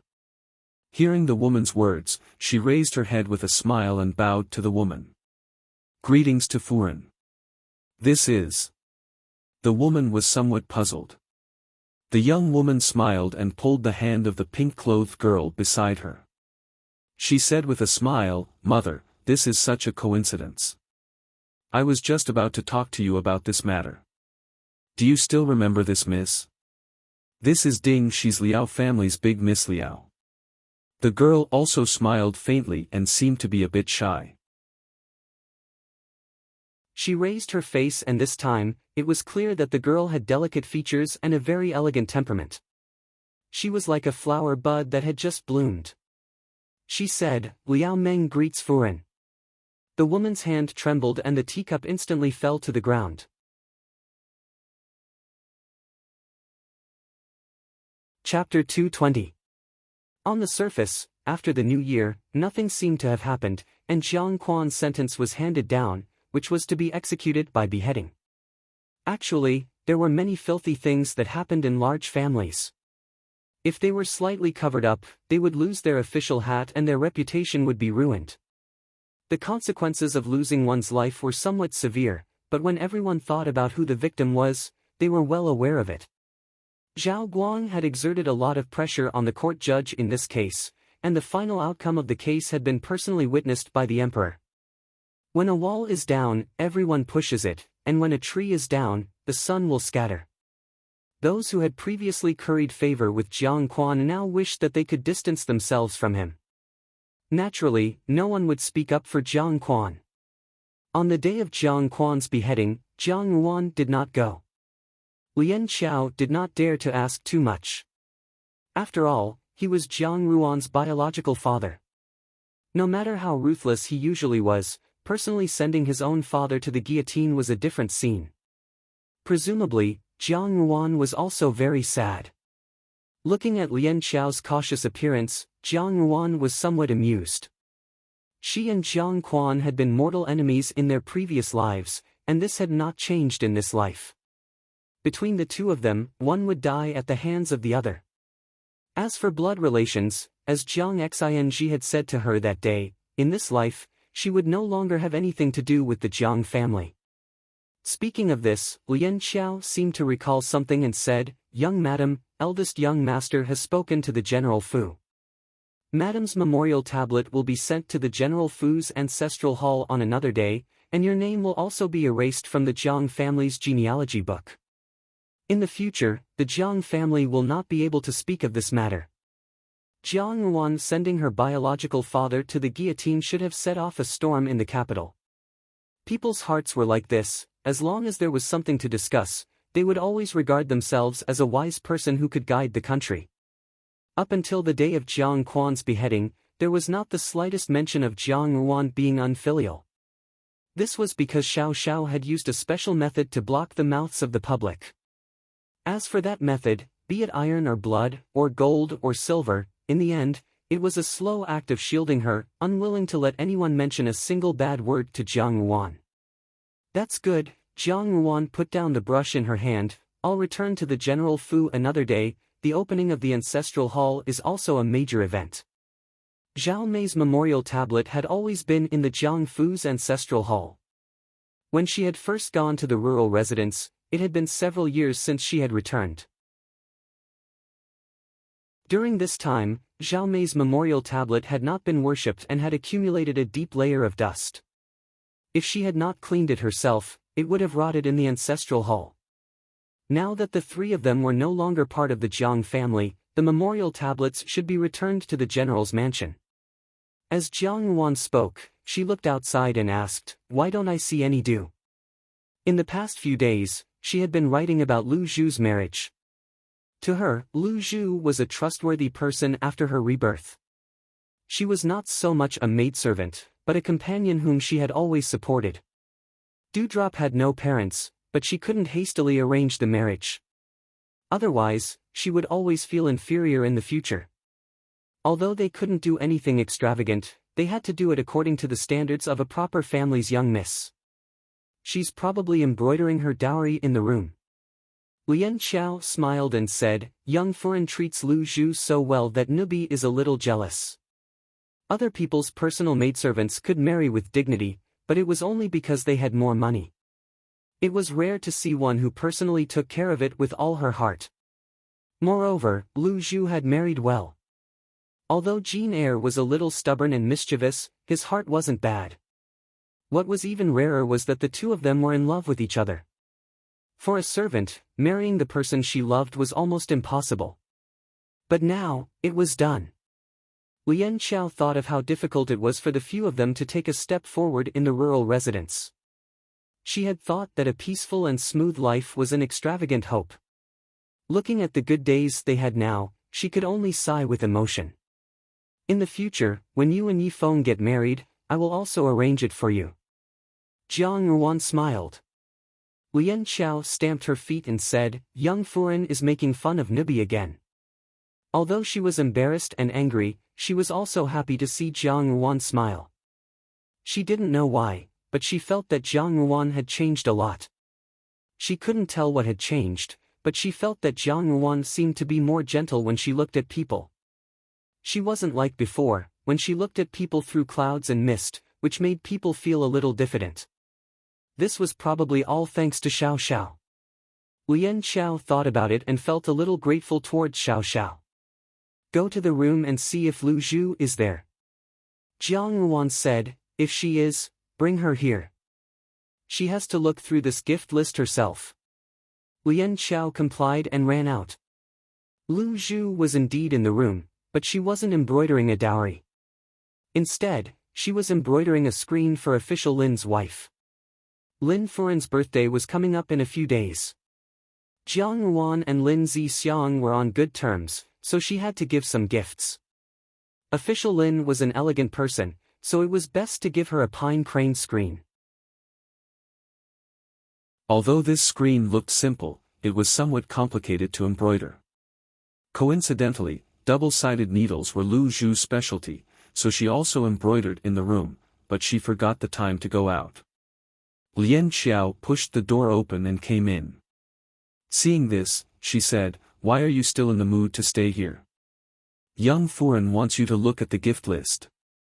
Ah, I want to finish embroidering this crane's beak as soon as possible. There isn't much time left. If there are any areas that are not right, I can still make changes. Lu Zhu smiled and said, what's there to look at in the gift list? How can young Furen's foresight be bad? I am very relieved. Lian Xiao laughed and scolded, nonsense. Can't you order your mistress around? Hurry up and go. I don't know how you, a bride-to-be, are not even anxious about the dowry. You are really getting more and more mischievous. Lu Zhu knew that she was in the wrong, so she packed up her embroidery needles, stood up, shook her skirt, and followed Lian Xiao. Jiang Ruan was adding a few things. When she saw her, she handed over the list, take a look and see what else is missing. Lu Zhu took the list with a smile and quickly looked through it. At first, her expression was full of smiles, but then she became somewhat stunned. In the end, there was even some panic. She said, young Furen, this is too expensive. What's there to be afraid of? Jiang Ruan smiled, in any case, it's all from the Wang Fu. Your Wang Ye has plenty of money. Lian Xiao snickered. Why did these words sound as if Xiao Xiao was an old master who had a sudden outburst? Lu Zhu's eyes darted around. Although her expression softened a little, she was still somewhat uneasy, but the gift list inside was really too expensive for a servant girl. Even those head servant girls who had been with high officials and noble families for the longest time did not have this kind of dignity. However, what moved her the most was that it was not only gold and silver. Even some of the dowry's jewelry and other trivial things were also arranged in a thoughtful manner. This meant that one had to be attentive. No buts. Jiang Ruan interrupted her, you deserve it. Lu Zhu did not speak. She only bit her lip and slowly knelt down. Lian Xiao and Jiang Ruan were startled. Lu Zhu solemnly kowtowed to Jiang Ruan 3 times and said, Mrs. Kindness towards Lu Zhu is as heavy as a mountain. Lu Zhu does not have any relatives. Miss is Lu Zhu's relative in my heart. In this lifetime, Lu Zhu will definitely serve Miss well and follow by Mrs. side forever. Jiang Ruan laughed in spite of herself and said, get up. Don't kneel at the drop of a hat. There is no need to talk about kindness being as heavy as a mountain. You and I have come through the most difficult times together. At that time, you endured. Now is the time for you to enjoy your blessings. Moreover, It is not a big deal. In the future, it is better for you to live well on your own. These words were referring to Jane Eyre. Lu Zhu seemed to have thought of something and she also smiled shyly. At the same time, Jane Eyre, who Jiang Yuan and Lu Zhu were talking about, was standing in front of a residence in an alley in the eastern part of the city. He went forward and knocked on the door a few times. Very quickly, a manservant came out from inside and opened the door. After exchanging a few words with Jane Eyre, he went in to take a look. Just as he walked into the courtyard, he saw that the door to the house had been opened and a short and plump middle-aged woman walked out.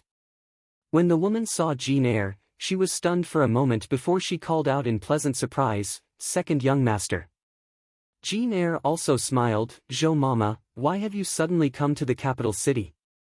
This old servant has been ordered by Furen to bring you here to see someone." Zhou Mama also smiled. Another person walked out from behind the door. This was a young woman. She was also born with the countenance of a flower and the countenance of the moon. Her charm was outstanding, but the style of the clothes she wore was from a few years ago. The color was also somewhat pale.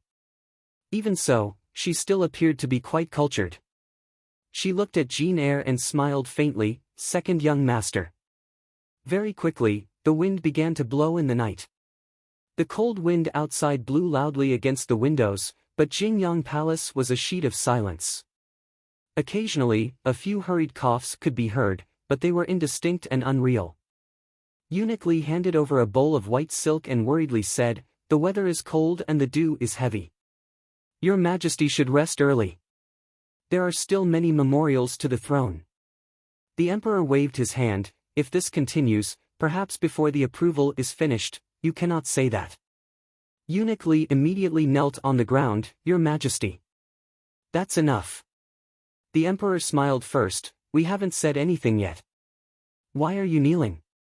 Perhaps it was the illness that caused his expression to become more haggard. His originally imposing expression had also softened. It was as if his previous domineering aura had diminished overnight, and he actually appeared to have aged. Eunuch Li's heart immediately jumped. He felt that the emperor's appearance was very similar to the late emperor's when he was gravely ill. At that time, he was still a young eunuch. His adoptive father had accompanied the late emperor back. Now, the emperor's expression, could it be? Eunuch Li shivered and didn't dare to think further. "You can leave. We will be alone for a while," the emperor suddenly said. Eunuch Li hurriedly complied and pushed him away. In the empty great hall, there was only a bright yellow figure sitting alone on the soft seat in the center. The emperor's hand was on the armrest. The armrest was carved in the shape of a roaring dragon. The dragon bared its fangs and brandished its claws. The scales on its body were lifelike. Dragons had reverse scales, and those who touched them would die. He suddenly smiled and then pulled out a bright yellow silk from the table at the side. It was an imperial edict. He thought for a moment and then picked up his brush and began to write. The emperor's brush moved very slowly as if each stroke was strenuous. However, there was no pause. It was clear that he had thought over the contents of this imperial edict countless times in his heart to write it so steadily. He thought for a moment and picked up another bright yellow silk. This was another imperial edict. He paused and then slowly picked up his brush to continue writing. The candlelight danced on the emperor's face.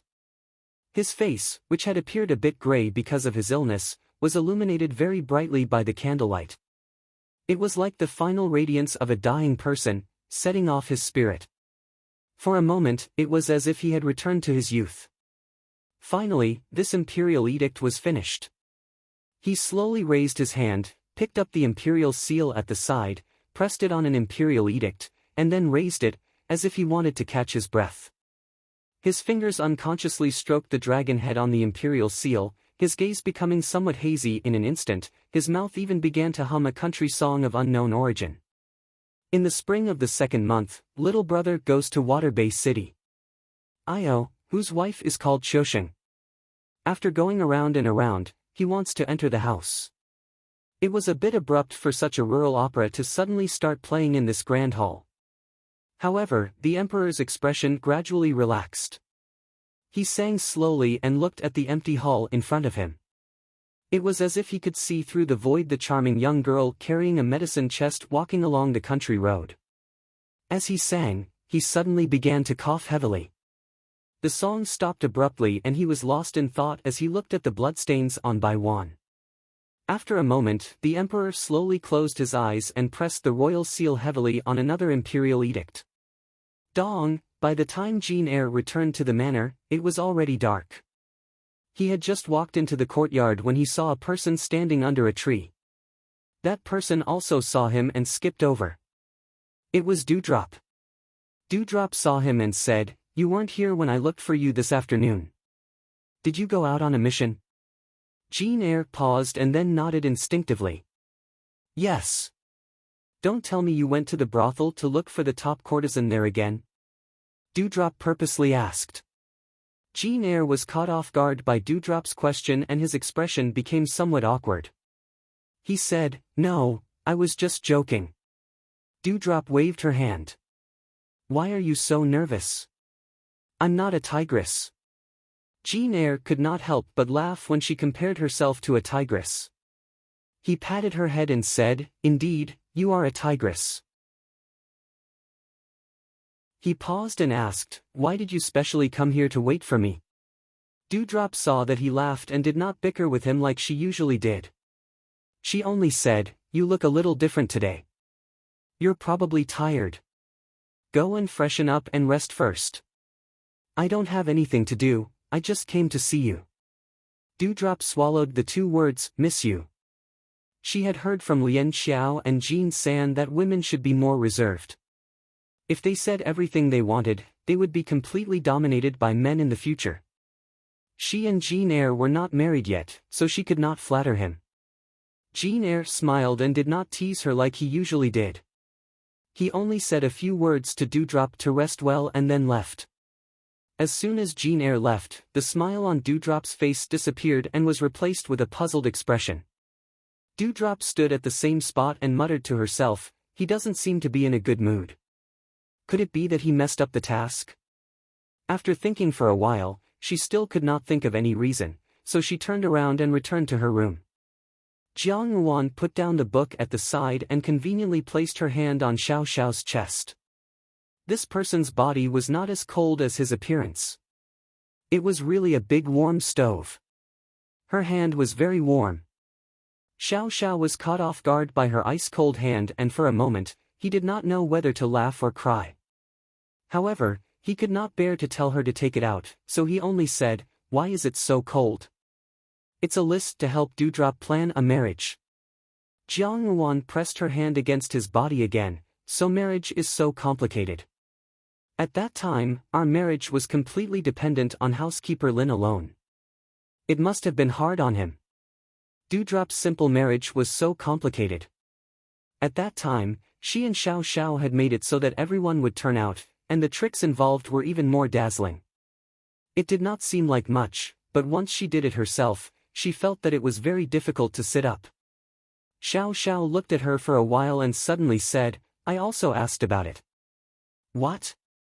Jiang Yuan did not understand his words. However, Xiao Xiao said indifferently, "Nothing." His expression was somewhat unnatural. Jiang Yuan thought about it and guessed a bit more. She said, "Don't tell me that you also thought about many of the tricks involved." Xiao Xiao did not answer, which meant that he tacitly agreed. Jiang Yuan was stunned. This person did not seem to care much about marriage, but why did he secretly inquire about such trivial matters? Naturally, she did not know that at that time, the marriage was indeed handled by housekeeper Lin, but those details were all personally given to Xiao Xiao to look over. Xiao Xiao had even arranged it according to the most expensive wedding of the late emperor. Otherwise, with just housekeeper Lin alone, how could it be possible for him to throw money so recklessly and not say a word? Jiang Yuan laughed. Xiao Xiao was somewhat annoyed. He glanced at her and said, "You are so serious as if you are marrying off your daughter." Since her rebirth, besides revenge, Jiang Ruan had never properly handled such a matter. For her, this was also the first time. Xiao Xiao's words seemed to be somewhat jealous. These past few days, she had been busy asking housekeeper Lin about Dewdrop and had indeed neglected him. Thinking about this, Jiang Ruan reached out and pinched Xiao Xiao's cheek, saying, "If I had a daughter, she would definitely be even more serious. Not to mention me, I think you would be even more nervous than me." "Daughter?" Xiao Xiao looked at her thoughtfully. His gaze was as deep as the stars. When Jiang Ruan was looked at by his dark eyes, she immediately felt numb all over her body. She said, "Do what?" As soon as her voice fell, she felt the world spin. She and Xiao Xiao had already become one above the other. Xiao Xiao looked at her and faintly said, "Indeed, but first, we must have a daughter." In the 8th Prince's Fu, the advisor looked at Xianli, who was drinking and enjoying himself. For a moment, he was somewhat puzzled. It seemed that he had not seen Xianli so happy for a long time. Although Xianli had been used to putting on a smiling posture for many years, the people around him knew that it was just a facade. It had indeed been a long time since they had seen their master's face reveal such pride from the bottom of his heart. The advisor cautiously asked, "Your Highness is so happy. Is it because you have made an appointment with that Yuan Chuan?" That envoy of Tianjin's conduct was mysterious and strange. Although he was an envoy, he did not have the slightest bit of servility or subservience. In fact, there was even a natural air of superiority. The advisor had followed by Xian Li's side and had seen many people in his life. With one glance, he could tell that this Yuan Chuan was not a person who was easy to control. To have a relationship with such a person, or even to form an alliance, was a very dangerous thing. If one was not careful, one could lose one's life. Moreover, this Yuan Chuan did not seek fame or fortune, which made the advisor even more vigilant. The two of them were undoubtedly using each other. Xianli was using Yuan Chuan to scheme for a great cause, but what did Yuan Chuan want to use Xianli to seek? The advisor could not see through it, so he could only explain to Xianli, "No, there is no need to make an appointment for a great plan." Xianli slowly raised the wine cup on the table and took a sip. He smiled and said, "There are no allies, only a knife that I can use. Moreover, it is a good knife." This. The advisor suddenly thought of something and asked in surprise, "How does your Highness use this knife?" "The person who uses the knife is not you or me." Xianli said, "But the tree cut by this knife is also in my way." This was to reap the benefits. How can a man not like a well-educated daughter? So miss, you can rest assured. Now it is better to have a good rest. Don't hurt your body. After listening to Mother Zhou's words, the woman's expression also relaxed. She smiled and said, "I think too much. Forget it. This is also fate. Since I am here, I just want to ask his opinion. Since I have seen him, and my body is not good, I have to rest here first. When I feel better, I will go back." Mother Zhou wanted to say more, but when she saw the woman's expression, she stopped and had to nod.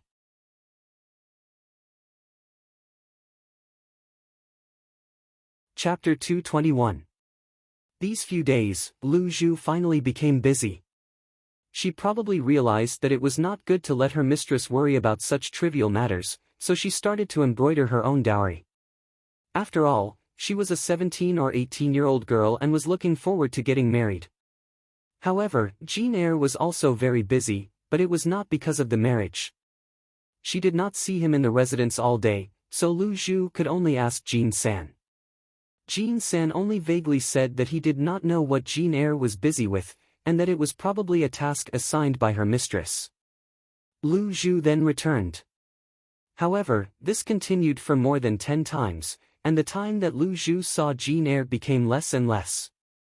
One day, Lu Zhu found out from Jean San that Jean Eyre was not in the residence, so she left in disappointment. After Jean San saw that Lu Zhu had left, he jumped onto a tree and sat down to talk to Jean Si. He said, "What happened to Jean Eyre recently? Why is he always not in the residence?" Mistress doesn't seem to have any tasks assigned to him. I've never seen him so busy that he doesn't even care about Lu Zhu. In the past, although Jean Eyre was also busy, he still had to stay in the residence. His favorite thing to do was to make Lu Zhu angry. Now that the relationship between the two of them had been settled, why was Jean Eyre still not seeing her? Jean C shook his head and said, I don't know either. However, a few days ago, I saw him at Huitong Money House. He seemed to be exchanging money for banknotes, but I don't know what he's doing. Exchanging money for banknotes?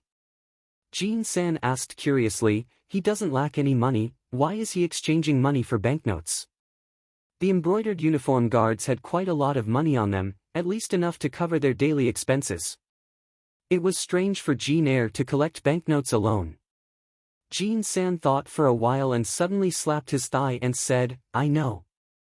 Sigh, this fellow is finally enlightened.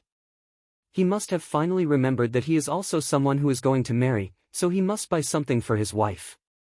Although the betrothal gift is given by the residents, Jean Eyre has saved up quite a lot of money over the years. It's the same if he gives the betrothal gift. Jean C nodded and said, what you said makes sense. Jean Eyre has seen the world and is used to doing things to make a woman happy. He must spend more effort to give something to his wife. No wonder he hasn't been in the mansion these past few days. He's probably looking for a gift for Dewdrop. But it's really not good to give him the cold shoulder just because of this. Jean San thought for a moment, this woman needs to be coaxed. He didn't even say what he was busy with. If I were Lu Zhu, I would definitely be angry. Jean C wanted to say something, but Jean E, who had been hugging his sword in silence, suddenly said, he is not here to buy gifts. Jean San looked over in astonishment and said, if you're not here to buy a gift, then what are you doing? Jeannie, do you know something? Jeannie, on the other hand, shook his head and turned to leave. Jean San and Jinsi were already used to Jeannie's taciturn personality, so they shrugged their shoulders and pretended not to see anything. Jeannie walked to a corner and saw Yi Feng walking over. Yi Feng's expression was also rather subtle.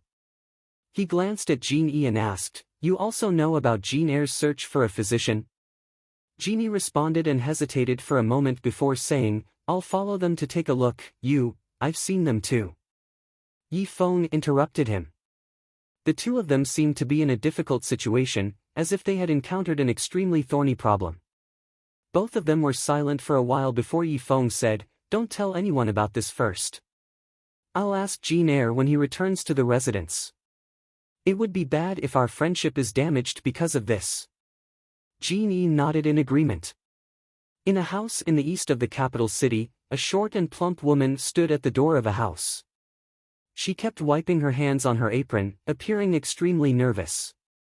Not long after, an old man with white hair and beard walked out from inside. The old man carried a medicine box on his back. After he came out, he cupped his hands towards the short and plump woman. A young man walked over from the other side. This man could be considered handsome and was dressed in a clean dark green robe. He looked like the young master of a large family. The old man cupped his hands towards the man and said, young master, I've already prescribed medicine to nurse Madame's illness.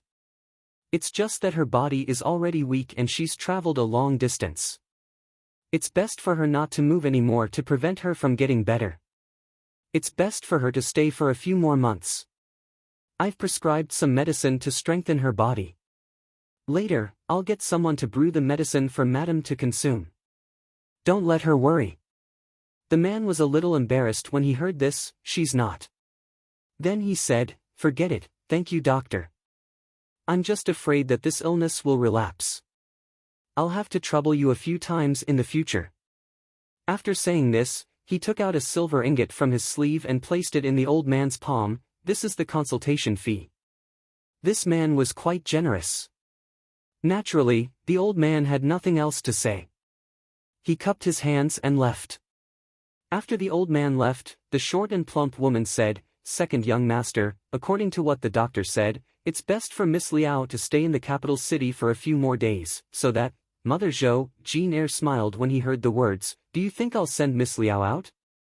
It's fine. You can stay here for the time being. I'll write a letter to my mother. I'll have to trouble Mother Zhou to take care of Miss Liao these days. What are you saying, second young master? Mother Zhou said in fear, this old servant will take good care of Miss Liao. As they were talking, they heard a woman's cough coming from the room. Then, a slightly weak female voice came, second young master, please stay. Liao Meng still has something to say to second young master. Seeing this, Mother Liao hurriedly said, this old servant will send the doctor out. Second young master, you can go inside. After that, she went out of the room. Jean Eyre hesitated for a moment. Although he used to linger in the brothel, it was all for show. He couldn't take it seriously. After that, no one would pursue the reputation of these women. This girl from a decent family was different. After all, it was a bit excessive for a man and a woman to stay together in a room. However, thinking that Liao Meng was a patient after all, and it was his mother who asked someone to send her to the capital city from thousands of miles away, he gave up. He lifted the corner of his robe and entered the room. The room was clean and tidy, and there was a faint smell of medicine. There was even a pot of orchid on the windowsill. It was obvious that the owner was an elegant person. Even though he was sick, he still lived his days in an elegant manner. The woman leaned against the bed. Her face was still a bit pale, but she looked even more delicate and pitiful. She respectfully nodded to Jean Eyre, second young master. Jean Eyre said, no need to be overly courteous. Your body is still very weak. It's better not to move easily. Second young master has a heart of Buddha. The woman smiled faintly, Liao Meng knows that this body is not worthy of second young master. The words between the two families were just a joke. Once my body has recovered, Liao Meng will return to Jiangnan and won't disturb second young master. It's just that I have troubled you a lot during this period of time. I feel really apologetic. After thinking about it, I still have to thank second young master. You don't need to thank me. It's me. Jean Eyre hesitated for a moment. Finally, he seemed to have made a great decision and said, this matter is our Shen family's fault. Second young master's words are wrong. Liao Meng smiled sweetly, what does this have to do with second young master? When the two families talked about this matter, you and I were only children.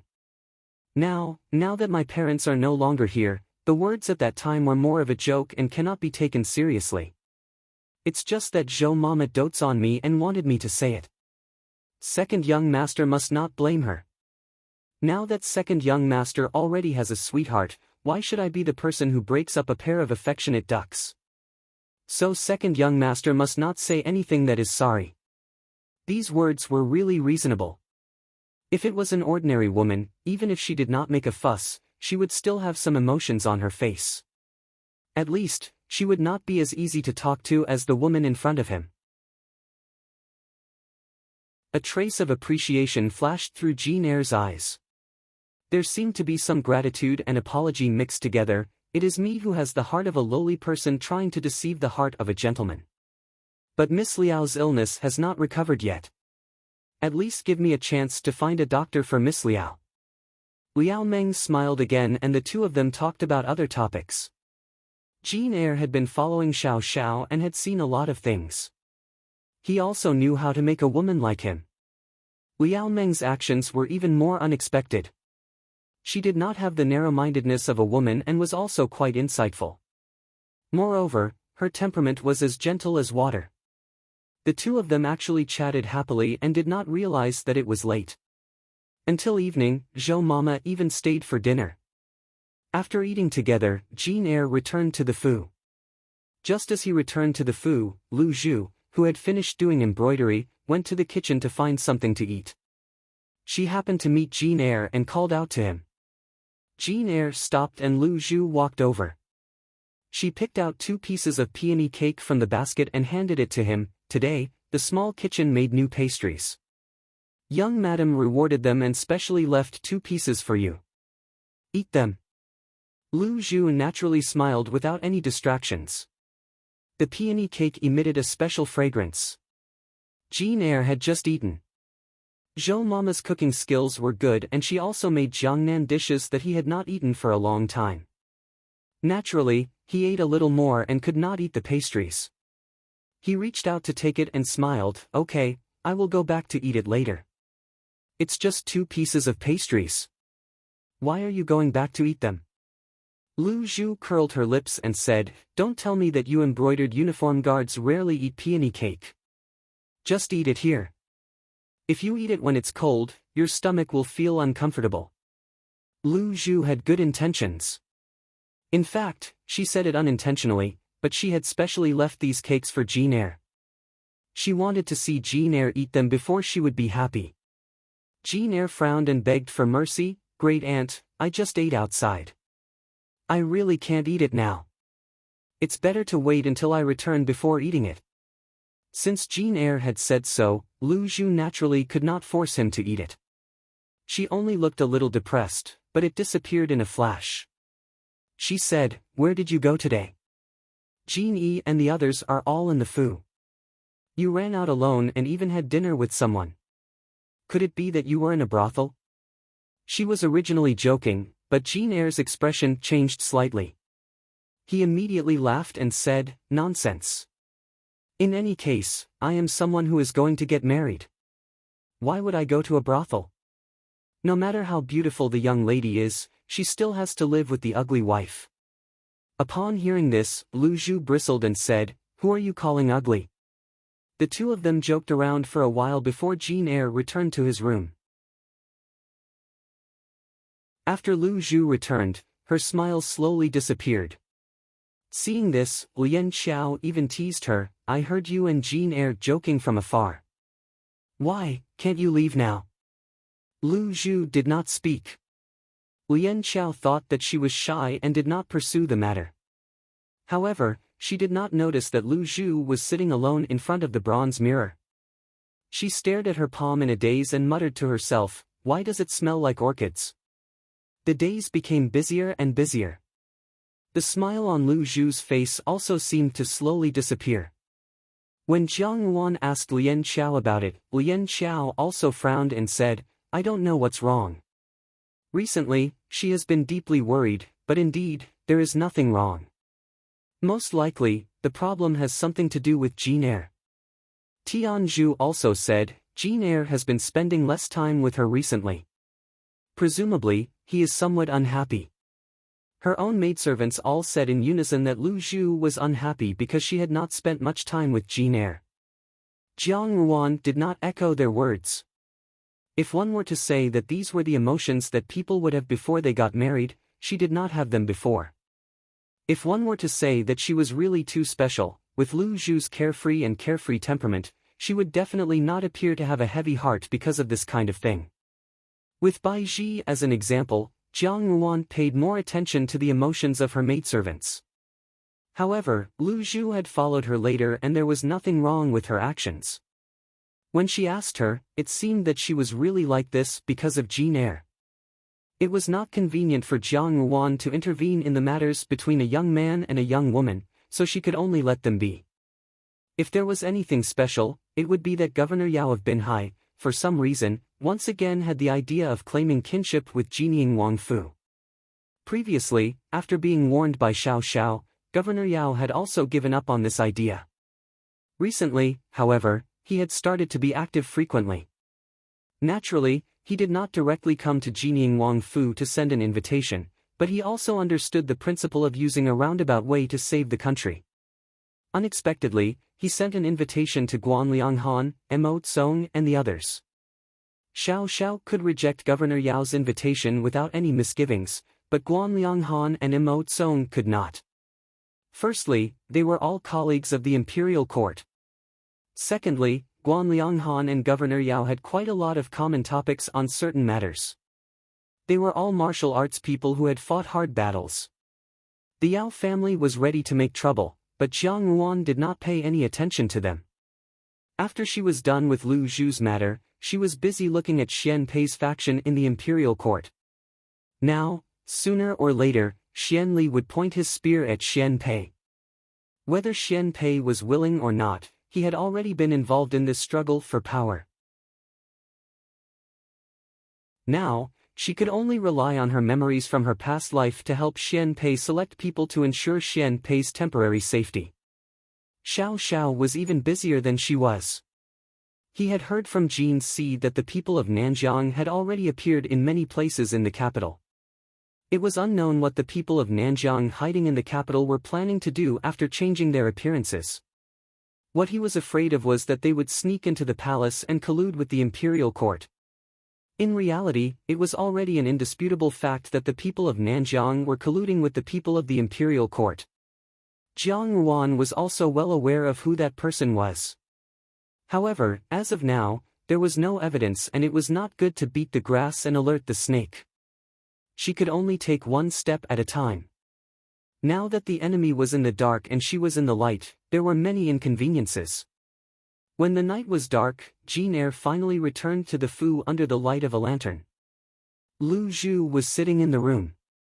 When Jin Er walked in and saw her, he saw that she had not lit the lantern. He asked, "Why are you not lighting the lantern?" After saying this, he looked for a match to light the lantern.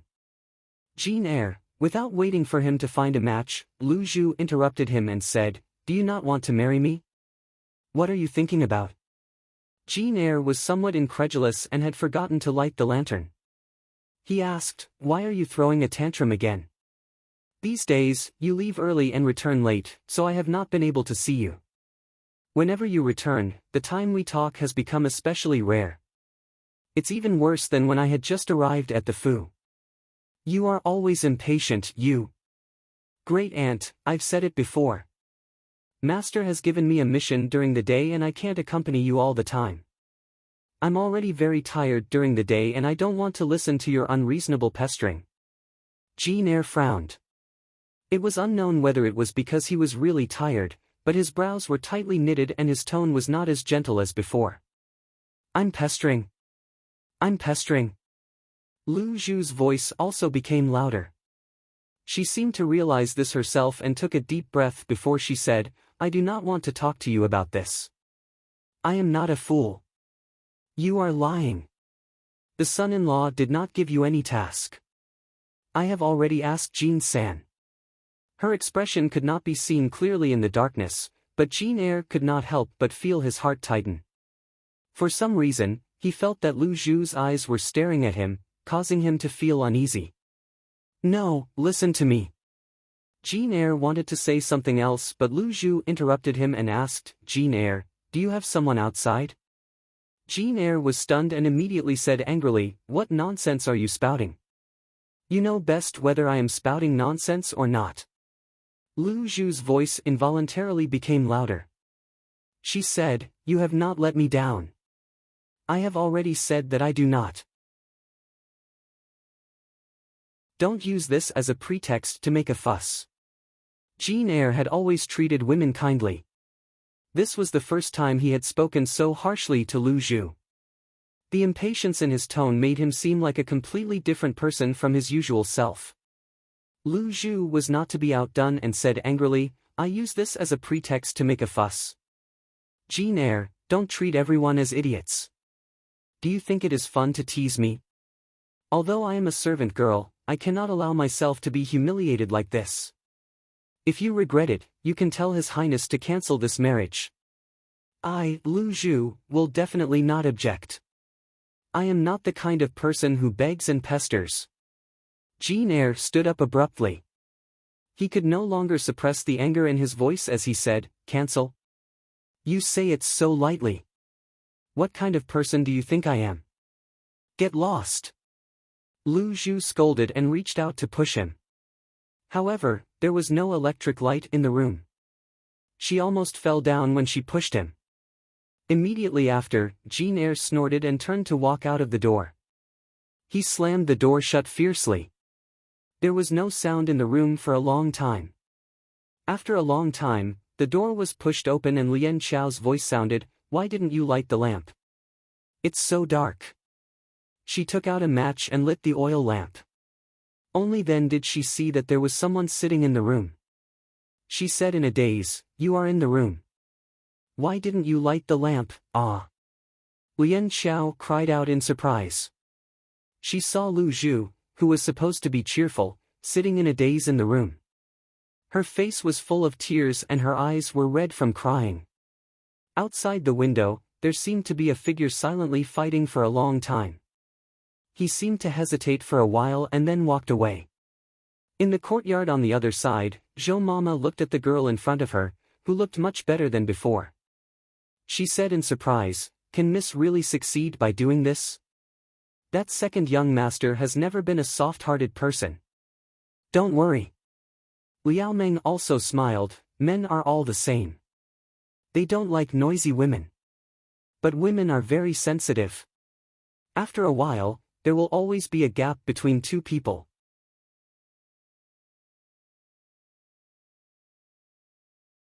Chapter 222. Everyone in the prince's residence knew about Jean Eyre and Deju's quarrel the next day. This pair of daughter and daughter were originally quarrelsome lovers, so a quarrel was not a big deal. However, it was different this time. Jean Eyre bullied Deju until she cried, so the entire prince's residence was in an uproar. The members of the embroidered uniform guards were all on Lu Zhu's side. Lu Zhu had a sweet mouth but a kind heart. She was usually very likable. Jean Eyre was a man after all. If he bullied a little girl like Lu Zhu until she cried, it would definitely be his fault. Naturally, Butler Lin was enraged again. He dragged Jean Eyre over and interrogated him for a long time. Even Yifeng and Jean Wan talked to Jean Eyre for an unprecedented hour. Unfortunately, Jean Eyre remained silent from beginning to end and had no idea where to start. Everyone gradually began to worry about Dewdrop. However, Dewdrop was doing things as usual with a smile on her face. She seemed to be completely unaffected by this matter. However, the more Dewdrop acted like this, the more everyone believed that she had been wronged. This made their hearts ache even more.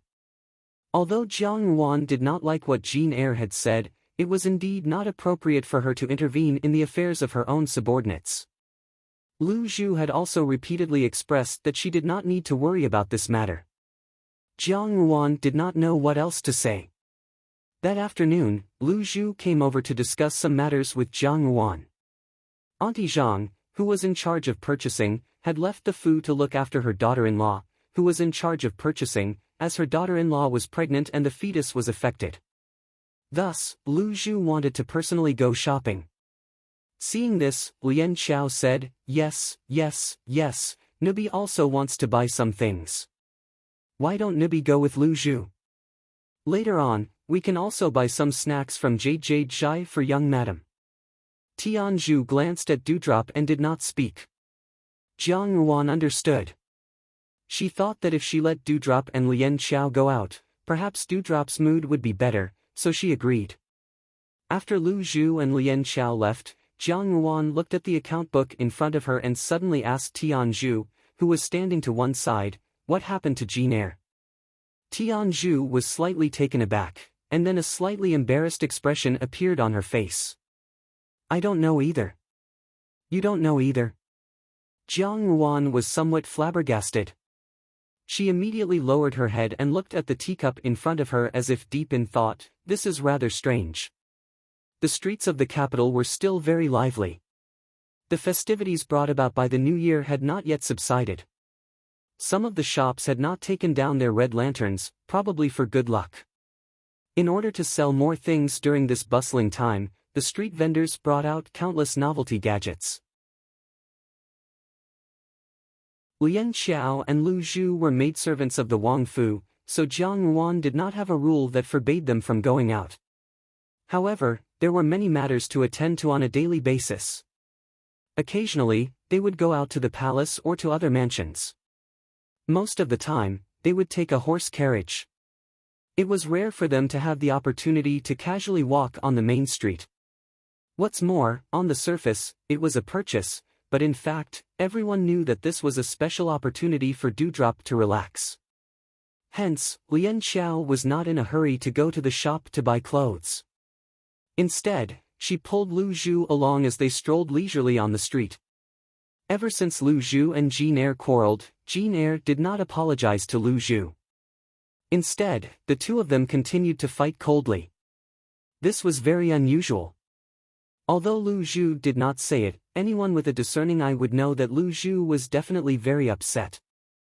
Along the way, Lian Xiao pulled Lu Zhu along and told her about the recent happenings in the capital, hoping to cheer her up a little. Although Lu Zhu was smiling, Lian Xiao had been with her for a long time. With one glance, she could tell that Lu Zhu's smile was also very forced. Immediately, Lian Xiao was at a loss as to what to do. As the two of them walked like this, Lu Zhu was not very interested.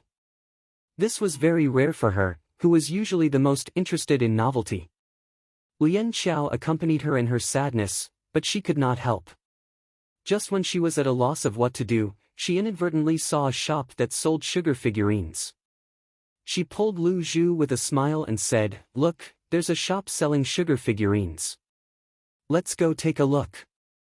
Lu Zhu was usually a glutton and loved these novelty gadgets. She had once worked as a waiter for an old man who sold sugar figurines. When she saw the sugar figurines, she felt very close to them and unconsciously smiled. Lian Xiao heaved a sigh of relief and pulled her forward.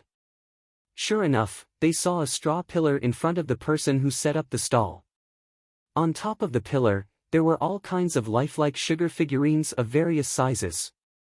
The sugar figurines gave off a fragrant and sweet smell. Lu Zhu smiled and took out a few copper coins from her sleeve. She said to the old man who made the sugar figurines, "Master, make me a guangong." The sugar figurine master heard this and smiled. He said, "Sure." Then, he started to boil the sugar again. Lian Xiao saw that Lu Zhu seemed to have forgotten about the matter just now. She was slightly happy and said, "I also want a Chang E1." The sugar figurine master started to get busy. Out of boredom, Lian Xiao looked around her surroundings. When she saw a medicine shop, she suddenly froze. Caught off guard, she called out, "What?" Just as the words left her mouth, she suddenly realized something and quickly shut her mouth. Only Dewdrop still heard her and asked curiously, "What happened to you?" Lu Zhu followed Lian Xiao's gaze. Lian Xiao wanted to stop her, but it was too late. She saw Lu Zhu also froze on the spot. In an instant, her face became very pale. In the medicine shop in front, there was a short and plump woman talking to the shop's waiter. They were probably getting medicine. Behind the woman was a young lady. The young lady was wearing a moon-white embroidered orchid dress. She had a delicate and elegant appearance. With one look, one could tell that she was a young lady from a wealthy family. At this moment, she was talking to a young man beside her. The young man was handsome and had a slight smile on his face. When he turned around, he lowered his head slightly. The two of them seemed to be very close. That man was not a stranger to Lian Xiao and Lu Zhu. It was Jean Eyre. The short and plump woman took the medicine and said something to Jean Eyre. Jean Eyre smiled and the three of them left the medicine shop together. Lian Xiao knew that this was not good. Just as she was thinking about how to comfort Lu Zhu, she saw Lu Zhu's expression change and she suddenly rushed out. Just as the young lady and Jean Eyre left the medicine shop, they were suddenly blocked by Lu Zhu. Lu Zhu had a straightforward temperament and was never one who was used to forbearing. The lady was a little surprised at first and then asked, "Miss, why are you blocking in front of us?" Lu Zhu ignored the lady's words and only looked at Jean Eyre coldly. She said, "Now you won't say that I am being unreasonable." After Jean Eyre's shock subsided, he said in shock, "You have misunderstood. She and I don't care what relationship you have with her." Lu Zhu interrupted him loudly. She took a deep breath and said, "I'll have to trouble you to explain to His Highness. Just treat the marriage between you and me as a joke. Just treat the previous incident as if it never happened." "How can you say that? I already said it was a misunderstanding." Jean Eyre frowned. The lady at the side seemed to have noticed something and quickly said softly, "Miss, you have misunderstood. Second young master is only what does the matter between the two of us have to do with you? Lu Zhu turned her head and interrupted the lady's words. She had grown up in the streets, and when she was angry, she did not care about anything. Her voice also became louder. It was the first time that the lady had met such a fierce person. She was startled and started coughing violently. The short and plump lady at the side quickly squeezed Lu Zhu to the side and said hurriedly, "Miss, are you all right?" "Ah, miss, your body has just gotten better. It's not easy for you to go out today. Don't let your old illness come back." Seeing this, Jane Eyre helped the lady up and asked, "Is Miss Liao all right?" The lady shook her head and said, "She's fine. I was careless." When Jane Eyre turned his head again, his attitude towards Lu Zhu was a little stiff. "Quickly apologize to Miss Liao." "Apologize for what?" Lu Zhu was unable to restrain her anger. Upon hearing this, she wished that she could tear Jane Eyre into pieces. That so-called Miss Liao was beautiful and polite. The more she thought about it, the more flustered she felt. However, she had to force back her tears. She sneered and asked, "I don't even know what I've done wrong and I still have to apologize?" Jane Eyre said angrily, "You're still being unreasonable. How did you speak to her just now?" "Then how should I speak?" Lu Zhu roared. Forget it, forget it." The lady hurriedly comforted, "This lady did not mean it. Moreover, I am not hurt. Second young master does not have to do this for me. Your body has just recovered and you are already suffering such grievances. Moreover, she was rude in the first place." Jane Eyre helped the lady up and said, "I am really sorry to have startled you." Dewdrop sneered, "This is really strange. Could it be that I made her cough? This sickly body is also thanks to me. I didn't even know when I had such an ability. Even such a sin is placed on me." Before he could finish his sentence, he heard a crisp "paw" sound. Lian Xiao, who had just run over, was shocked. Without saying anything, she shielded Dewdrop behind her and said angrily, "Jane Eyre, what are you trying to do?" Jane Eyre stared blankly at his own hand, as if he could not believe that he was the one who had slapped Lu Zhu. Lu Zhu, who was being pulled behind Lian Xiao, was also in slight disbelief. She had originally said those words in a moment of anger. She was used to speaking straightforwardly and harbored enmity towards this lady. After she finished speaking, she felt some regret in her heart. She thought that she had said the wrong thing, but she did not expect that Jane Eyre would actually do it for that lady. Hit her. The lady's expression was originally somewhat gloomy, but upon seeing the situation, she became somewhat flustered. She said, "Lady, second young master, Sai Yu." Lian Xiao was filled with regret. Today, she had originally brought Lu Zhu along to relax, but she did not expect to encounter such an incident. Now, Lu Zhu could be considered to be truly heartbroken. She naturally stood on Lu Zhu's side and shared the same hatred for the enemy. Her gaze towards Jane Eyre was somewhat unfriendly. Just as she was about to throw out a few harsh words, Lu Zhu unexpectedly stood out from behind her. From the beginning until now, Lu Zhu had tried her best to control her emotions and did not shed a single tear. Even when Jane Eyre had slapped her, she still did not shed a single tear. At this moment, she seemed to have calmed down from her previous disbelief. She looked at Jane Eyre and said indifferently, "Very well, today, we can consider that we have nothing to do with each other." She then turned around and left, with Lian Xiao hurriedly following after her. Lu Zhu walked extremely quickly as she followed Jiang Ruan. Her usual manner and mannerisms were somewhat similar to Jiang Ruan's. The more one admired a person in one's heart, the more one would involuntarily imitate their actions. If Jiang Ruan were to encounter such a situation, she would most likely also strive for justice. After Lu Zhu and Lian Xiao left, Jane Eyre was about to chase after them when the short and plump woman beside him cried out in alarm, "Oh my lady, why is your complexion so pale? Could it be that your old illness has relapsed? Does lady feel well?" When Jane Eyre heard these words, he hesitated for a moment before he finally put down his raised feet. He walked to the woman's side and said, "Your complexion indeed does not look well. How about this, I will call for a physician. First, return to the residence to rest and let the physician take a look." When Lu Zhu returned to the Jiangfu, she returned to her own room without saying a word. Lian Xiao consoled her with a few words and thought that this matter could not be known by others.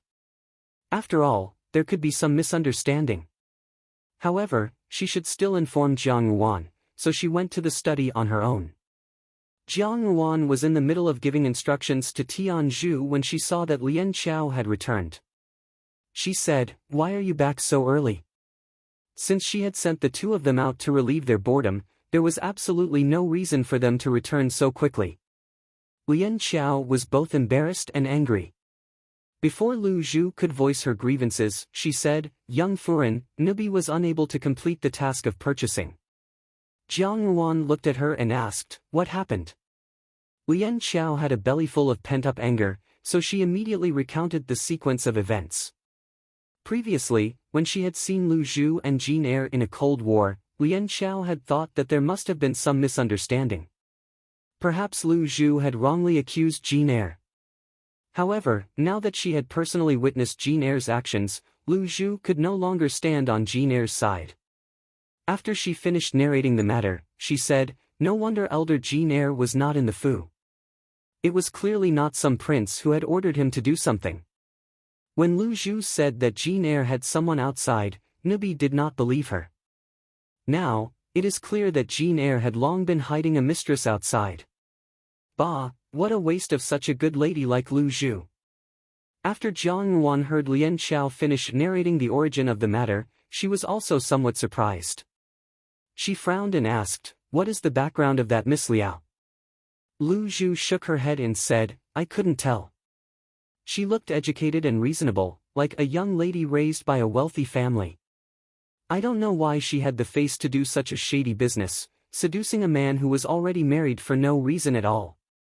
After following Jiang Yuan for so long, Lian Xiao had seen many people like Jiang Su Su and Jiang Dan who were used to acting gentle on the surface. Lian Xiao already had a prejudice against this type of woman. Coupled with the fact that she had bullied her own sister, Lian Xiao wished that she had gone up and kicked that woman twice. "Jin Er is not this kind of person," Tian Zhu suddenly said. Seeing Lian Xiao and Jiang Yuan look over, she said seriously, "Although Jin Er's temperament is stubborn and mischievous, and he appears to be unruly on the surface, in reality, he is not a reckless person. Since he is engaged to Lu Zhu, he will not go and provoke others." Tian Zhu was usually cold and indifferent, and this was the first time that she had spoken up for Jin Er. However, Lian Xiao did not listen to her and said, "Tian Zhu, you don't know this. After all, you are a woman, and Jin Er is a man. Going from east to west, returning to the west at dusk, making love in the daytime.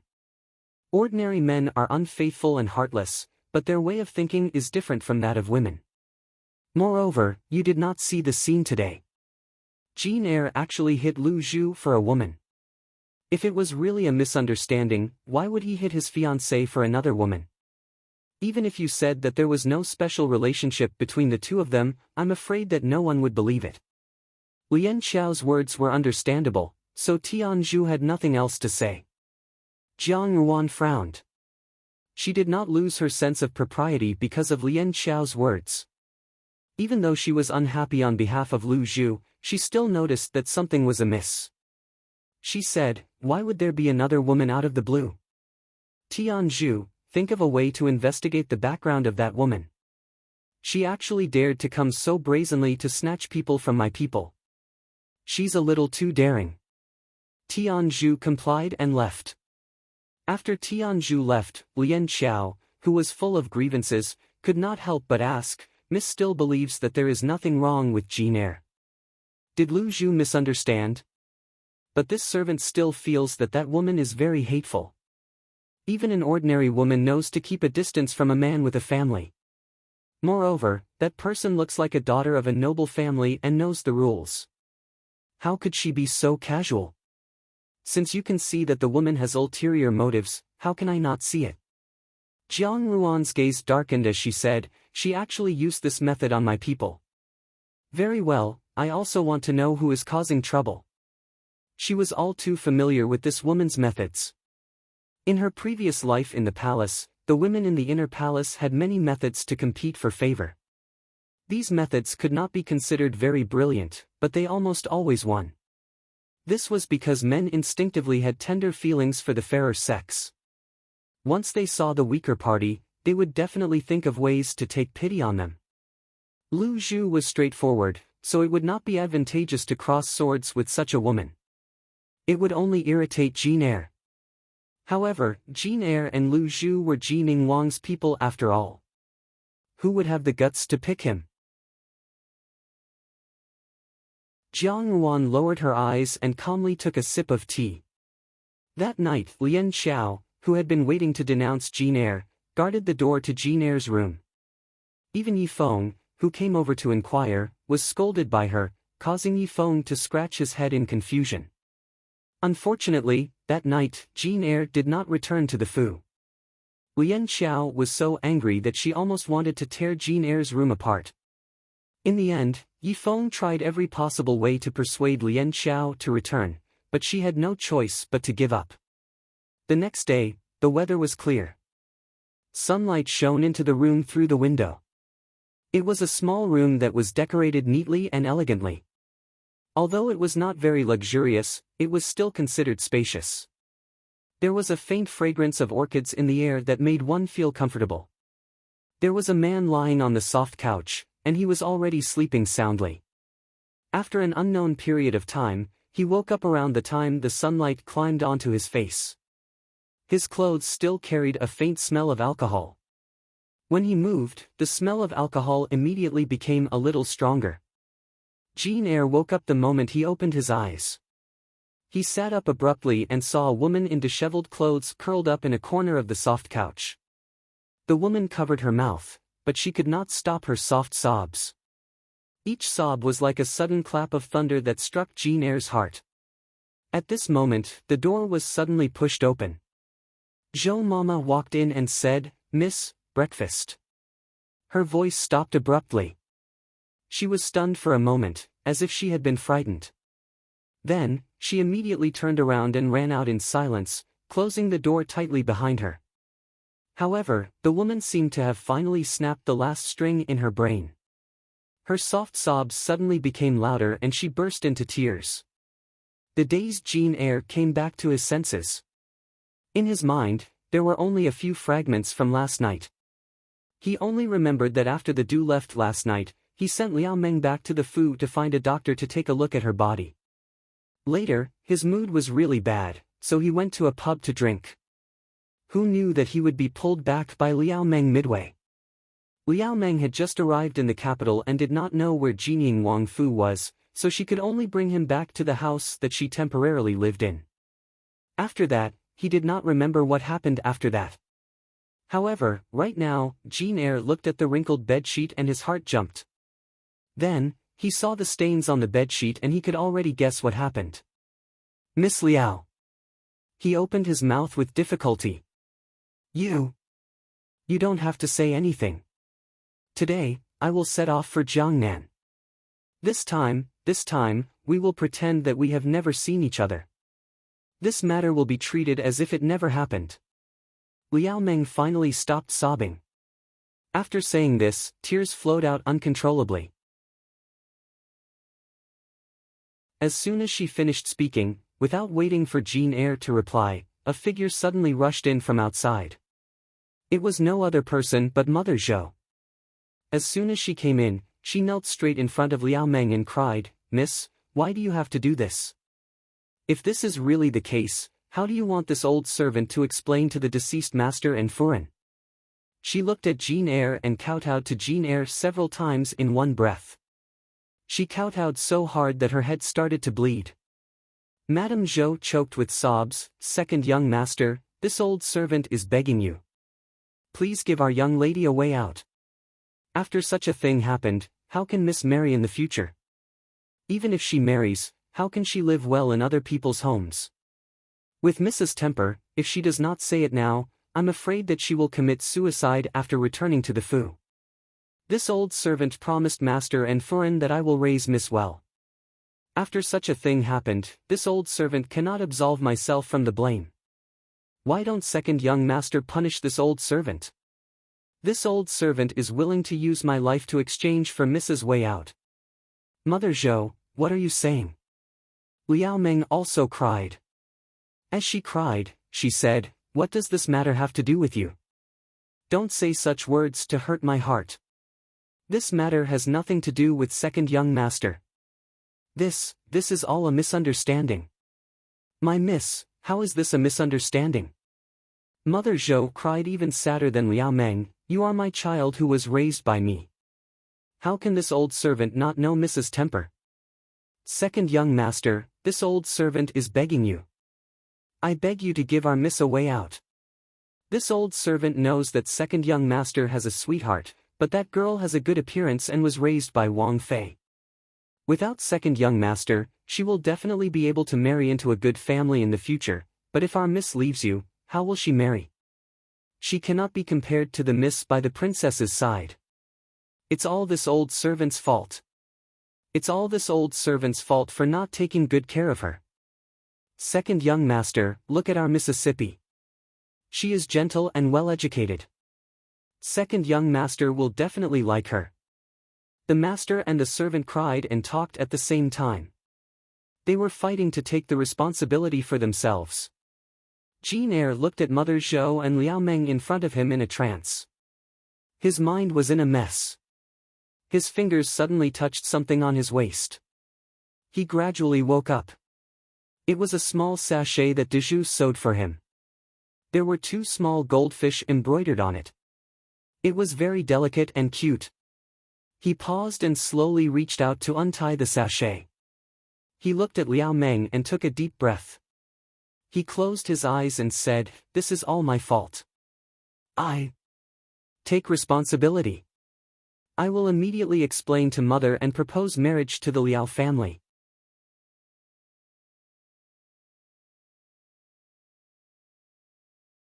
Chapter 223. There was a warning tone to her words. Her meaning was that if Jean Eyre really decided to cancel his engagement with Lu Zhu today, from then on, Jiang Ruan would never allow him to get close to Lu Zhu again. When Jean Eyre heard these words, he slowly lowered his head and fished out something from his sleeve. He clenched his fist and extended it in front of Lu Zhu. Liao Meng smiled, mother worries too much. That second young master Huang is clever and quick-witted. If not for his own reputation, how could he agree to this matter so easily? As for after the marriage, she seemed a little shy, I will be a good wife. Second young master is a good person and will live well with me. Naturally, these matters will not be investigated by others. Mother, do you think that my methods are too sinister? Liao Meng lowered her head and her voice became a little sad, father and mother are already gone and those relatives are so covetous towards me. I have no other choice. If I miss out on a family like the Huang family, uncle and aunt will definitely marry me to the son of a rice merchant as a concubine. Mother, I don't want to be a concubine. That servant girl, since she is by the princess's side, she can always find a better one. Lian Xiao's eyes immediately reddened. Bai Ji and Lu Zhu had supported each other from the most difficult days. Lu Zhu was naturally naive and unaffected, so she also treated Lu Zhu as her own little sister. She saw with her own eyes how happy Dezhou was when she found out about the marriage, but now she heard from Jean Eyre's mouth that the marriage was cancelled. She felt sad for Dezhou and felt that it was not worth it. She wished she could go up and give Jean Eyre a good beating.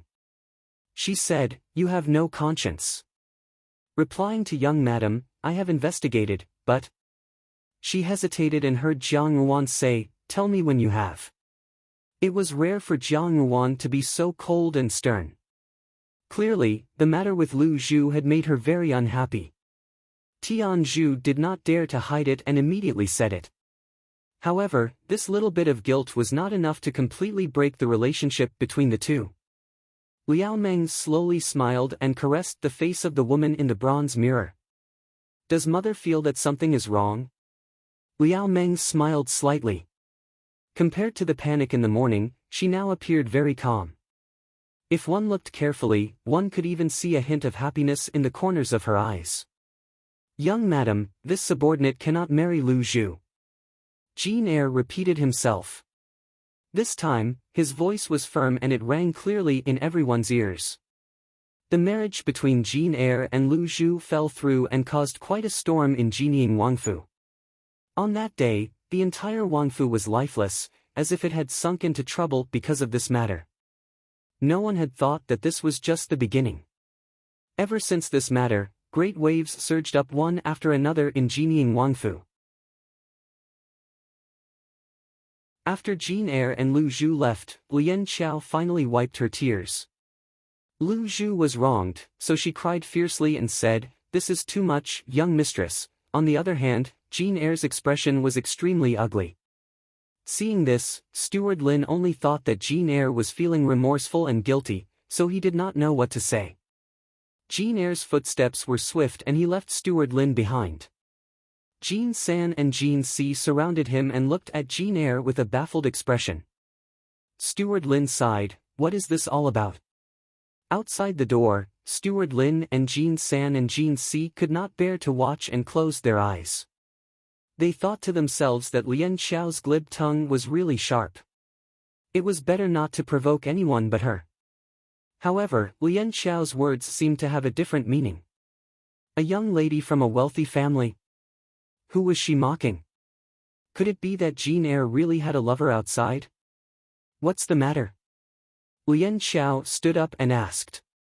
However, Jin Air's expression was even uglier than Steward Lin's and he seemed to be extremely exhausted.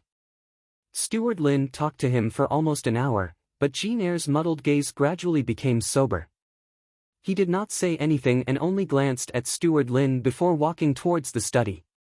Steward Lin was stunned for a moment and said, "Master has not returned to the Fu yet. Young madam is inside." Lu Zhu took it. It was a small sachet with a goldfish pattern embroidered on it. She had wanted to obtain a good omen of a golden marriage, but now that the item had returned to its rightful owner, it had also cut off the last trace of hope between the two of them. Lu Zhu's eyes were still somewhat sparkling, but she quickly concealed her loss of composure with a smile. She kowtowed to Jiang Ruan and said with a smile, "Thank you, young madam, for fulfilling my wish. Why did you suddenly break off the engagement? Isn't it because you want to marry someone else?" Jiang Ruan said coldly, "What exactly happened last night? Tianzhu, go and investigate." Tianzhu could not see it because what the embroidered uniform guards did had nothing to do with the fight between the women in the courtyard. However, men could not see through a woman's hypocrisy, only a woman could. Even Lian Xiao, who had been by her side for a long time, could see that something was wrong. This woman's scheming was quite deep. Step by step, she had led Jin Air to this point. It was clear that it had been premeditated. In the end, she had become Lu Zhu's unreasonable troublemaker, completely removing herself from the matter. Lian Xiao had long hated that woman to the point of gnashing her teeth. Hearing this, she asked happily, "Does young madam want to vent Lu Zhu's anger?" Today, Jiang Ruan did not let Lu Zhu wait on her. A fine young lady had cried until her eyes were swollen like peaches. Moreover, she was at the age of a flower, so her self-esteem was very heavy. After such a thing had happened, she felt very ashamed. How could she still walk around the Fu as if nothing had happened? Thus, only Tianzhu and Lian Xiao remained in the room. When she heard that Jin Air had arrived, Lian Xiao rolled her eyes in disdain. However, Jiang Ruan acted as if she did not hear it and continued to write. She was deliberately giving Jin Air the cold shoulder. Jiang Ruan was writing in the study when she suddenly heard someone knock on the door. Tianzhu glanced at it and said in a low voice, "Young madam, it's Jin Air." Jiang Ruan slowly picked up her teacup and took a sip. Among everyone present, only her expression was the calmest. She looked coldly at Jin Air. Her gaze was actually somewhat similar to Xiao Xiao's. She asked, "Why?" Jiang Wan quietly looked at Lu Zhu for a long time before saying, "Lu Zhu, don't try to coax me." She spoke so solemnly that Lian Xiao wanted to speak up to stop her. After all, marriage was not a small matter that could be used in a fit of pique. However, on second thought, Jean Eyre was such a heartless person. How could she persuade him? It would be better if she did not speak up. The woman who had come to the capital to look for Jean Eyre was called Liao Meng. Before Jean Eyre followed Xiao Xiao, he was the second young master of the Huang family in Jiangnan. When old master Huang passed by Dingxi, he had a period of fate with the Liao family in Dingxi. At that time, Huang Furen had just given birth to Jean Eyre, and Liao Madam had also given birth to Liao Meng. Feeling that it was fate, it just so happened that old master Huang and old master Liao had gotten drunk that day. Thus, they had decided on a child betrothal. However, later on, old master Huang had returned to Jiangnan and had forgotten about this matter. For more than 20 years, they had not had any contact. Who knew that Liao Meng would suddenly come knocking on their door? The marriage between you and Lu Zhu must be discussed between the two of you. Does Lu Zhu know about your actions? Does she agree to it? Jiang Ruan's tone was gentle, but her gaze was incomparably sharp. Jean Eyre met her gaze, but for a moment, he did not know how to respond. Just as he was silent, he heard a clear and melodious voice coming from behind him, "Of course, I know." Jean Eyre kowtowed to Jiang Ruan and said in a heavy tone, "It is this subordinate who has wronged Lu Zhu. This marriage, let's forget about it." Jean Eyre half knelt, lowered his head and said, "This subordinate has sinned. Master, please punish me." She slowly sat down in front of the dressing mirror. The woman in the mirror had the countenance of a flower and the countenance of the moon. With one look, one could tell that she was the daughter of a noble family who had been pampered. If one did not look out for oneself, heaven and earth would destroy them. If her parents were still alive, she indeed would not be so obsessed with Jean Eyre. However, now that things had come to this, a family like the Huang family would not be able to get another chance. Moreover, Jean Eyre was born into a good family, so she was even more determined to win him over. Jean Eyre allowed Lu Zhu to scold him, but he did not utter a single word. Steward Lin stroked his beard and said in a rather gratified manner, "Not retaliating when hit, not retaliating when scolded, at least this attitude is good. Women are always soft-hearted. If only I had taken the opportunity to say a few good words to coax her." It turned out that the Liao family had met with an unforeseen event. Master Liao and Liao Furen had both passed away, and various relatives of the Liao family coveted the Liao family's assets. Before Liao Furen had left, she had taken out the marriage contract and asked Liao Meng to come and seek refuge with the Huang family. Old Master Huang was a person who paid great attention to his promises, but Huang Furen was worried that her son would rashly marry another girl. Coincidentally, Liao Meng's health was not good, so she wanted to come to the capital to find a famous doctor to take a look at her body. At the same time, she wanted to clarify this matter with Jean Eyre. If Jean Eyre did not agree, the matter would be dropped. That Zhou Mama was Liao Meng's wet nurse and also came to the capital as soon as they arrived. Tian Zhu was still a little hesitant. She had always been familiar with Jean Eyre's temperament. Up until now, she indeed could not see anything wrong with what that woman had done. In fact, she could even be said to be reasonable. So how did things turn out this way? How could a lowly servant girl by the side of a Wang Fei compare to a proper young miss from a large family like her? Against such an opponent, she only needed to use a few tricks to determine the outcome. She had long known from Jean Eyre that this Lu Zhu's personality was one that could not tolerate others. The more reasonable she was, the more guilty Jean Eyre felt. Sometimes, he would instigate discord without batting an eyelid. Little by little, it would eventually lead to a break between the two of them. Jean Eyre's expression was ashen. In an instant, it was as if he had lost everything he could rely on.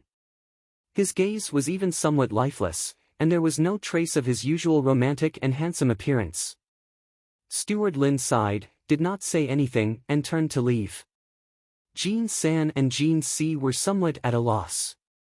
They had originally thought that Jean Eyre had only returned to the Fu today to admit his wrongs, and in the end, the two of them would be on good terms. Who knew that such a situation would occur? Both of their expressions gradually became grave. It was too unusual for Jean Eyre to suddenly propose to break off the engagement. There was silence. Everyone, including Tianzhu, suddenly looked towards Jean Eyre. Steward Lin opened his mouth, but for a moment, he was speechless and did not know what to do. Lian Xiao placed her hand on her chest and took a deep breath. She said, "Don't say these words to scare people, you. Sigh, let's follow them and take a look. I'm afraid that Jean Eyre has also lost his head for a moment." Steward Lin sighed and followed. "This servant does not dare to deceive young Furen," Lu Zhu said calmly. Her expression was magnanimous and her tone was crisp, somewhat similar to Jiang Ruan when she encountered trouble. She said, "This servant's previous marriage was all thanks to young Furen's help. Now that our relationship has ended, naturally, we should part on good terms. Since Jean Eyre has taken the initiative to propose it, it just happens to go along with this servant's wishes. This is precisely the principle of parting on good terms. It's just that to ask young Furen to fulfill this request again, this servant is terrified. This matter has nothing to do with Jean Eyre. It's just that this servant and he do not have the affection of husband and wife. Young Furen, this subordinate cannot marry Lu Zhu." Without waiting for Steward Lin to finish speaking, Jean Eyre's voice rang out in the room. On the afternoon of the second day, Jean Eyre finally entered the Fu under the watchful eyes of everyone. When Steward Lin saw him return, he was so angry that he stomped his feet. Although he did not know what had happened, for a young lady like Lu Zhu, who was always smiling, to stay in the room and shed tears for a whole night, Jean Eyre was really too much of a bastard this time. Although Lian Xiao did not say anything, the handprint on Lu Zhu's face was obvious to everyone. Those with discerning eyes could always guess what had happened. Although it was somewhat unbelievable, they could not help but think about it. So when Jean Eyre returned, Steward Lin immediately spilled out the words that he had kept to himself for the whole night. Tianzhu said, "When that young Miss Liao first came to the capital, she met Jean Eyre once." Jean Eyre also explained clearly that he was already engaged to Lu Zhu. Young Miss Liao was also very understanding. However, the physician here said that it was not advisable to travel on a long journey, so young Miss Liao said that she would return to Jiangnan after she had recovered. When Zhou Mama heard this, she was extremely distressed and said, "My miss, do not say such words that make people sad. If Master and Furen were still here, why would they allow Miss to use your own reputation as a prelude? This old servant knows that Miss has no choice. That second young Master Huang is also a man. After Miss and second young master get married, with Miss temperament and appearance, no man would dislike you. Naturally, your days will get better and better. This old servant has thought too much. Young Miss, please do not blame me." Tianzhu also looked towards the door and saw Lu Zhu walking in from outside. She had changed into a clean set of clothes and the delicate pink color made her complexion look brighter. Her eyes were still slightly red and swollen under the disguise of makeup, but her expression was incomparably calm. She walked in and knelt down by Jean Eyre's side. She kowtowed to Jiang Ruan and said, "This servant earnestly requests young Furen to cancel the engagement with Jean Eyre." The servant girl stopped abruptly, looked at Lu Zhu, and shut her mouth. Immediately, Lian Xiao was alarmed. She pretended to unintentionally walk over and pull the young servant girl up, saying, "I will go out with you to take a look. Lu Zhu, help me look after the embroidered handkerchief." Lian Xiao turned her head away, but she could not stop her tears from falling. If an ordinary person saw this, one could imagine what Lu Zhu was thinking. Jiang Ruan said indifferently, "All right, as you wish." She then looked at Jean Eyre and said indifferently, "I hope that you will not regret it in the future." Although her words were gentle, each and every one of them was unyielding, and there was not the slightest bit of leeway in her words. Jiang Ruan lowered her eyes so that no one could see her gaze clearly. She only slowly touched the lid of the white porcelain teacup and said, "Since the two of you have already discussed it, I naturally have no room to say anything else." However, after this engagement was cancelled, just as Lu Zhu said, there is no longer any fate between husband and wife. Everything that happened in the past is just an illusion, and from then on, you will be strangers, each getting married and having children. In the future, when you think about it in your old age, it will just be a joke. Her words were cold and cruel, causing the hearts of those present to tremble involuntarily. Yes, they originally had the opportunity to become the closest people, but in the end, it was just a big dream. Each had their own marriage. On the surface, it seemed that there was no big deal, but every time they thought about it in the future, it would be a painful matter. Especially for these two, anyone with a discerning eye could see that they had invited each other. Jiang Wan gently placed the teacup on the table. In the midst of the silence, the sound of her action was like a thunderclap that struck everyone's heart. Then, what was even more important was her words. She asked, "Jin Air, have you thought it through?" On this day, Lian Xiao and Lu Zhu were doing embroidery in the courtyard. After a few days of persuasion, Lu Zhu had finally returned to her former self. At least on the surface, she did not seem to be sad anymore. As long as she took the first step, the future would be easy. As Lu Zhu and Lian Xiao were talking, they saw a third-rank maid sweeping the outer courtyard hurriedly run in, shouting, "Not good, not good. Does he want to apologize to young madam and Lu Zhu? I'm afraid it won't be that easy." Jin San muttered. Liao Meng smiled and said a few more words to Zhou Mama. Zhou Mama then went back into the room to brew medicine. After Zhou Mama left, Liao Meng then returned to the room. The pot of orchids in the middle of the room was in full bloom. In this kind of weather, orchids were very difficult to raise, and it was rare to see one in such good bloom. Liao Meng gently stroked the petals of the pot of orchids. The petals emitted an extremely tempting fragrance, as if smelling it too much would make one's mouth dry. Jiang Ruan continued to ignore him and continued to write stroke by stroke. The room was completely silent and no one spoke. Even Steward Lin and Jean San and Jean Si, who had rushed to stand outside the room, did not dare to speak. Anyone could see that Jiang Ruan was deliberately giving Jean Air the cold shoulder. However, when they thought about it, it was understandable. After all, Lu Zhu was Jiang Ruan's personal maidservant. Being insulted like this was equivalent to slapping her face. Although Jiang Ruan usually looked cold, she was actually a very protective person. Zhou Mama looked at Liao Meng and hesitated to speak a few times. Finally, she could not help but ask, "Miss, is it really okay for us to do this?"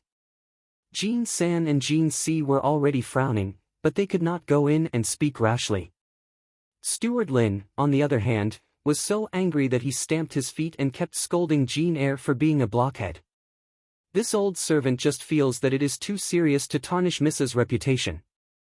Moreover, if second young Master Huang finds out about this in the future, how will Miss clean up the mess? "Miss, please don't blame this old servant for thinking too much. After all, Miss was raised by this old servant, and this kind of thing is something that I cannot not worry about." In the courtyard in the east of the city, the woman who had been crying uncontrollably in the morning had now changed into a clean set of clothes. The light yellow embroidered orchid cotton padded skirt was not too extravagant, but it was elegant enough to show off the woman's slim waist. If it were not for the short and plump woman's worried expression, all of this could be considered beautiful. Lu Zhu did not suspect anything and nodded in agreement. When they walked out of the courtyard, Lian Xiao asked, "What happened?" She faintly guessed that this matter had something to do with Lu Zhu. The little servant girl's mouth flattened as if she was about to cry. "Lian Xiao Jijia, something has happened. Outside, there are rumors that Lu Zhu Jijia used young madam's power to seduce someone else's fiancé. It is indeed a little too arrogant."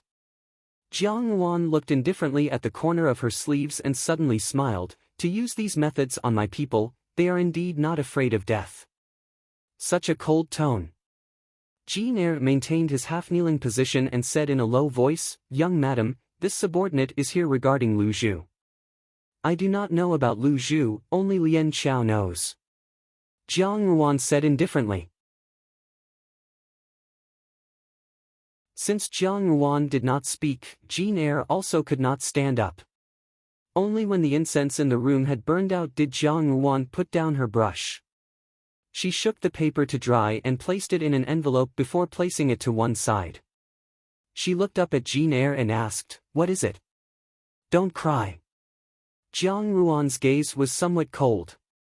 She only said to Tianzhu, "What is that woman's background? Have you found out?" She said it so well, but how can she go back?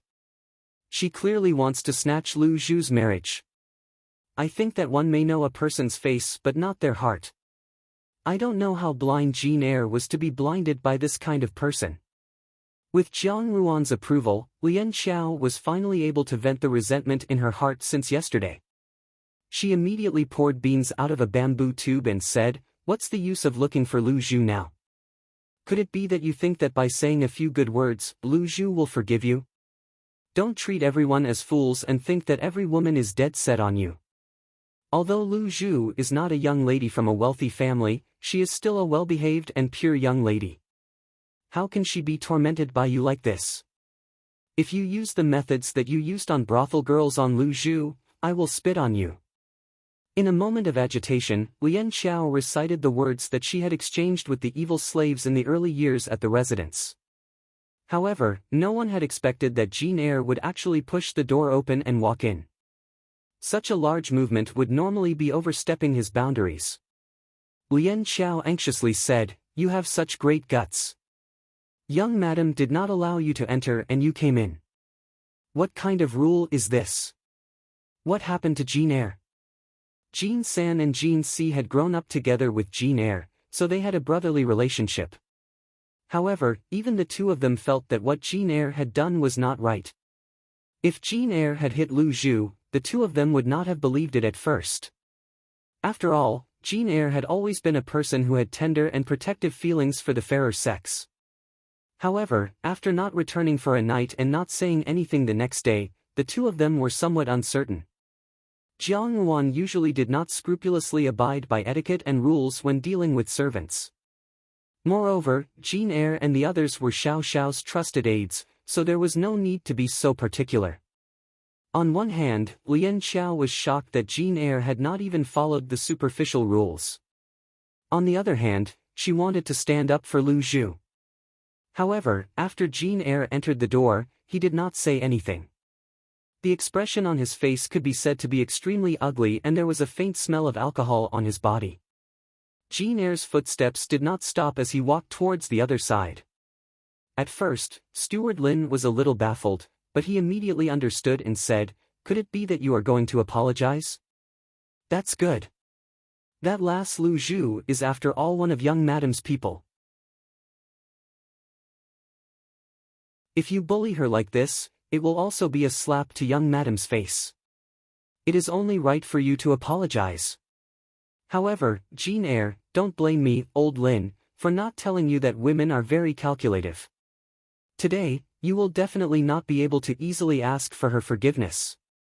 You only need to remember that when the time comes, no matter what she says, you will have to endure it. However, I have to say, why did you bully a young lady without rhyme or reason?"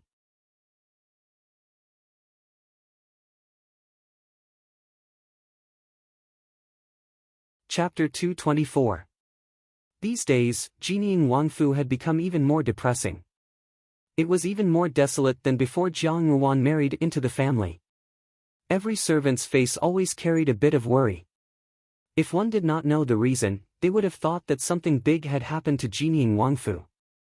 However, the truth was that something big had indeed happened to Jinying Wangfu. Although Jinying Wangfu, Xiao Xiao, usually acted in a low-key manner, he could not resist his high-profile appearance. His life experience was also quite ostentatious. Whenever there was a disturbance, it would always quickly spread throughout the capital. What's more, this matter was not a trivial matter of catching cats and playing with dogs. Once it was related to romance, people's interest would be aroused. If there was also the addition of bullying, then it would be the top topic of discussion in the teahouses. Lu Zhu probably did not expect that in her lifetime, she would become the topic of discussion in the streets and alleys. However, this matter could not be considered a good thing. The people of the capital all said that Jinying Wangfei, Jiang Yuan, was really not a soft persimmon. Initially, she was an unfavored daughter, but she became Hong and Junzhu, personally recognized by Empress Dowager Ida. Then, she married into Jinying Wangfu. In the end, she even sued her own biological father. Her methods were really tough. They did not expect that the maidservant by her side would not be outdone. Indeed, Xiao Wangye had a capable subordinate who was already engaged to someone else in his hometown. However, the maidservant by Wang Fei's side had taken a fancy to this imperial bodyguard and had Wang Fei make the decision to ask for a marriage. Now that the imperial bodyguard's fiancé had come knocking on his door, that imperial bodyguard was indeed a person who valued friendship and righteousness. He refused to yield to Wang Fei's pressure and still cancelled the engagement with the maidservant. He wanted to fulfill his promise and marry a girl from his hometown. People always followed what others said, especially when everyone preached. In the end, it was already beyond recognition. It was a vivid image of an evil tyrant who had taken a fancy to a good girl and wanted to force her to buy and sell. It was just that the male and female were reversed. In the end, Lu Zhu's image in everyone's mouth was a vulgar and unreasonable ugly woman. That Liao family's young miss was actually gentle and considerate, beautiful and generous.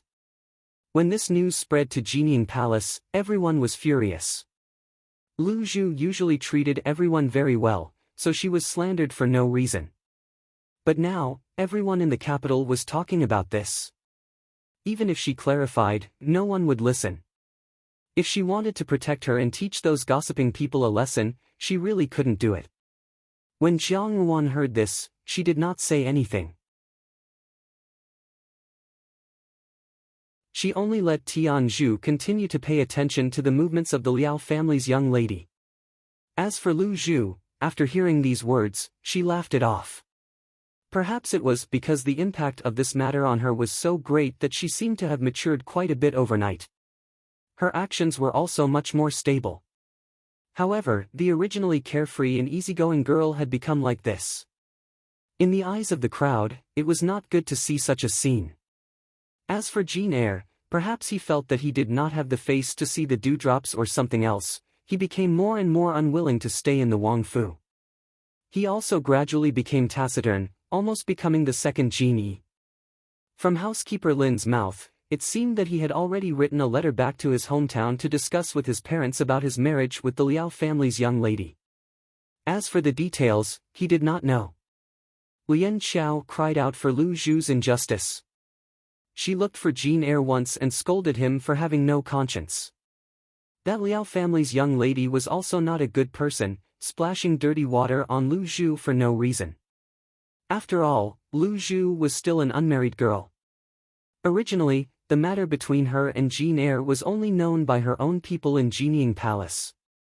Now that it was spread out, it was easy to imagine how big of an impact it would have on Lu Zhu's reputation. In the future, it would be very difficult for Lu Zhu to find a good family. Jean Eyre silently listened to Lian Xiao's scolding and said that this matter was definitely not done by Liao Meng. He would definitely find out who was behind this and give Lu Zhu an explanation. He was not willing to say anything else. Lian Xiao was anxious and said that she would wait for Jean Eyre to find out who was behind this. On this day, there was a rare sunny day in River East. There was a faint smell of early spring. In the tea house, the waiter was running back and forth to serve tea to the guests. It was afternoon and the guests were eating melon seeds while chatting about the rumors in the capital. I heard that the princess's maid, Lu Zhu, is also a domineering person. Not long ago, I heard that the imperial bodyguard had already discussed his marriage with his original fiancée in his hometown. That maid even made a big fuss in front of the princess. From what I see, this matter is not over yet. A thin man wearing a felt hat said mysteriously. On the other hand, the fat man who was talking to him said, "You don't understand. Before you hit a dog, you have to look at its owner. No matter how bad that maid is, she is still the princess's maid." Naturally, the the princess would be biased towards the person in front of her. However, such a thing happened out of the blue. I heard that the young lady is from a big family and is also a reasonable person. Such a beautiful and gentle lady, how could she meet such a troublesome servant? Sigh, the heavens are really blind. These days, good people don't have good karma. The two people were talking and did not notice that there was a man and woman sitting at a tea table beside them. The man clenched his fists and his face was very gloomy, as if he was trying to suppress his anger. The woman hesitated for a moment and was about to stand up. The man grabbed her arm and stopped her movement. He whispered, "Miss Liao, what do you want to do?" "Naturally, I want to clarify the matter for Miss Lu Zhu." Liao Meng was slightly surprised, but then she smiled and said, "Could it be that second young master wants to watch Lady Dewdrop being talked about like this? You clearly know that Miss Lu Zhu is not such a person. It is not a gentleman to let people slander a woman's reputation." Jean Eyre was startled, but then he said in a deep voice, "This matter is not clear yet. It is futile to explain it now. Let's forget about it. When I find the person behind this, the truth will naturally come to light." Liao Meng was also stunned. She hesitated for a moment, but still sat down. Looking at Jean Eyre, she said, "But no matter what, this matter started because of me. Second young master, this matter should not have developed to this point. I think I should pay a visit another day and personally explain this matter to Miss Lu Zhu. I want to apologize to her. The reason why you are in this situation is all because of me. This matter has nothing to do with you." Jean Eyre lowered his head, his voice somewhat low. "It is I who do not have the fate to be her husband. With her temperament, if you go to the Prince Fu, not only will this matter not be resolved, it will become more serious. I am sorry for her, and I am also sorry for you. Even if there is a need to atone, it should be me." Liao Meng lowered her eyes and looked at Jean Eyre's clenched fists on the table. Finally, she patted the back of his hand and said, "It's all right, second young master. Everything will be fine." That night, after Xiao Xiao had taken a bath, he saw that Jiang Ruan was not reading on the bed as usual. Instead, she was staring at the screen in front of her, lost in thought. He walked to the edge of the bed and sat down. In a low voice, he asked, "Why is your face so ugly?" Jiang Ruan pushed his hand away and said, "These past few days, you have been so busy that I could not even see your shadow. Finally, you are willing to come back and take a look at the Fu?" Xiao Xiao also noticed the anger in her words. Slightly startled, he looked at Jiang Ruan in confusion and asked, "Did something happen in the Fu? Isn't it because of your good subordinate?" Jiang Ruan sat up straight and looked at him with great displeasure, saying, "In vain, I entrusted my servant to him. He is such an unreliable person, doing such a heartless and unscrupulous thing. If he was not still working under you, I would not have let him go." These words made Xiao Xiao even more confused. He frowned and asked, "Who are you talking about?" Jiang Ruan rolled her eyes at him and told Xiao Xiao everything that had happened in the Fu these past few days. When Xiao Xiao was busy, he left early in the morning and returned late at night. Even if there was a genie guard to report to him, it was also related to the imperial court's official business. How could he talk about these matters of love? Therefore, he really did not know about these matters regarding Jean Eyre and Lu Zhu. In the end, Jiang Ruan said, "What do you plan to do now?" "What do I plan to do?" Xiao Xiao's brows furrowed even tighter. He really had never interfered with his subordinates' domestic affairs. He looked at Jiang Ruan and asked, "What do you want to do?" "Your own subordinates, naturally you discipline them yourself." Jiang Ruan pretended to hit him. "No matter what, he bullied my people, so he bullied me. Leave Miss Liao's matter to me. As for Jean Eyre, you better give him a warning. This matter will not end so easily." Xiao Xiao stroked her hair and pulled her into his arms, coaxing her, "Okay, I will find an opportunity to warn him. However, Ruan, Jean Eyre has been with me for many years. He has a sense of propriety.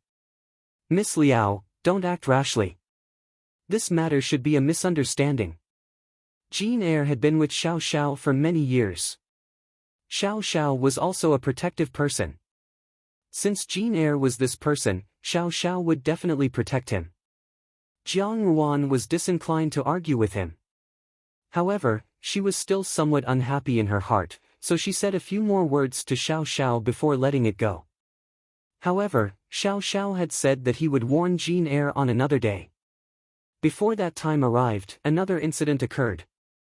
The next day, Lu Zhu was carrying a new medicinal cuisine that she had just instructed the small kitchen to prepare for Jiang Ruan. After carefully giving instructions, she prepared to return to the courtyard. Lian Qiao was in the study serving Jiang Ruan. Lu Zhu had just entered the small courtyard when she heard the gatekeeper hurriedly running over to inform her, "Lu Zhu Jijia, there is a young lady outside looking for you." "Young lady?" Lu Zhu was stunned. "What young lady?" The gatekeeper scratched his head and said, "I don't know either. She looks very unfamiliar. However, that young lady said that she is Lu Zhu Jijia's friend. She does not look like a bad person. Lu Zhu Jijia, please go and take a look."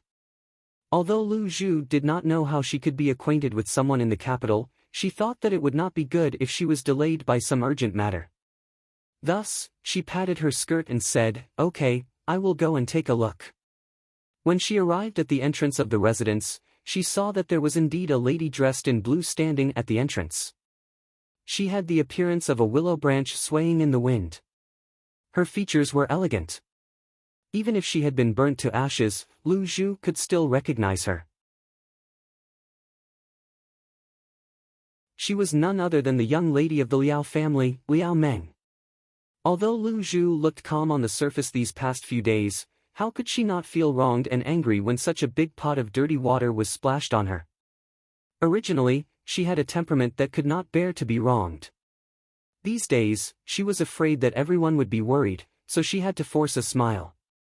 Now that she saw Liao Meng, the anger in her heart was immediately aroused. Everyone said that the person who spread the rumors behind the scenes had not been investigated clearly. Perhaps it was not this young lady of the Liao family. However, from Lu Zhu's point of view, even if it was not Liao Meng who spread those slanderous words, it was still because of her. Immediately, the smile on her face disappeared. She looked at Liao Meng and said coldly, "What are you doing here?" I am here to apologize to Miss Lu Zhu."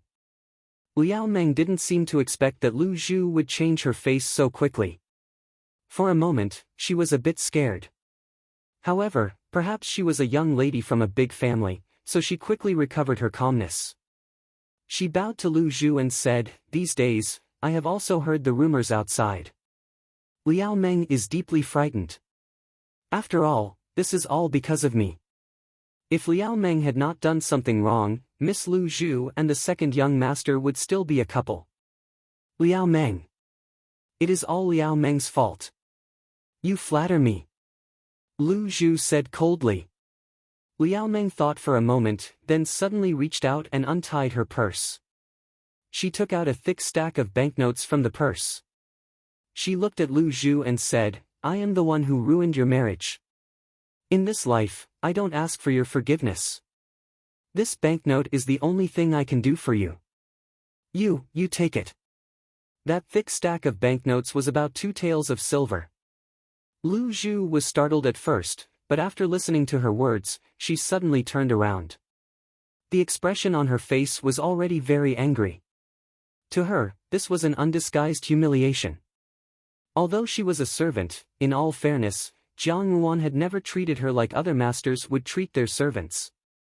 Lu Zhu had always been very comfortable at Jiang Ruan's side. From the time she followed Jiang Ruan until now, this was the first time she had suffered such humiliation.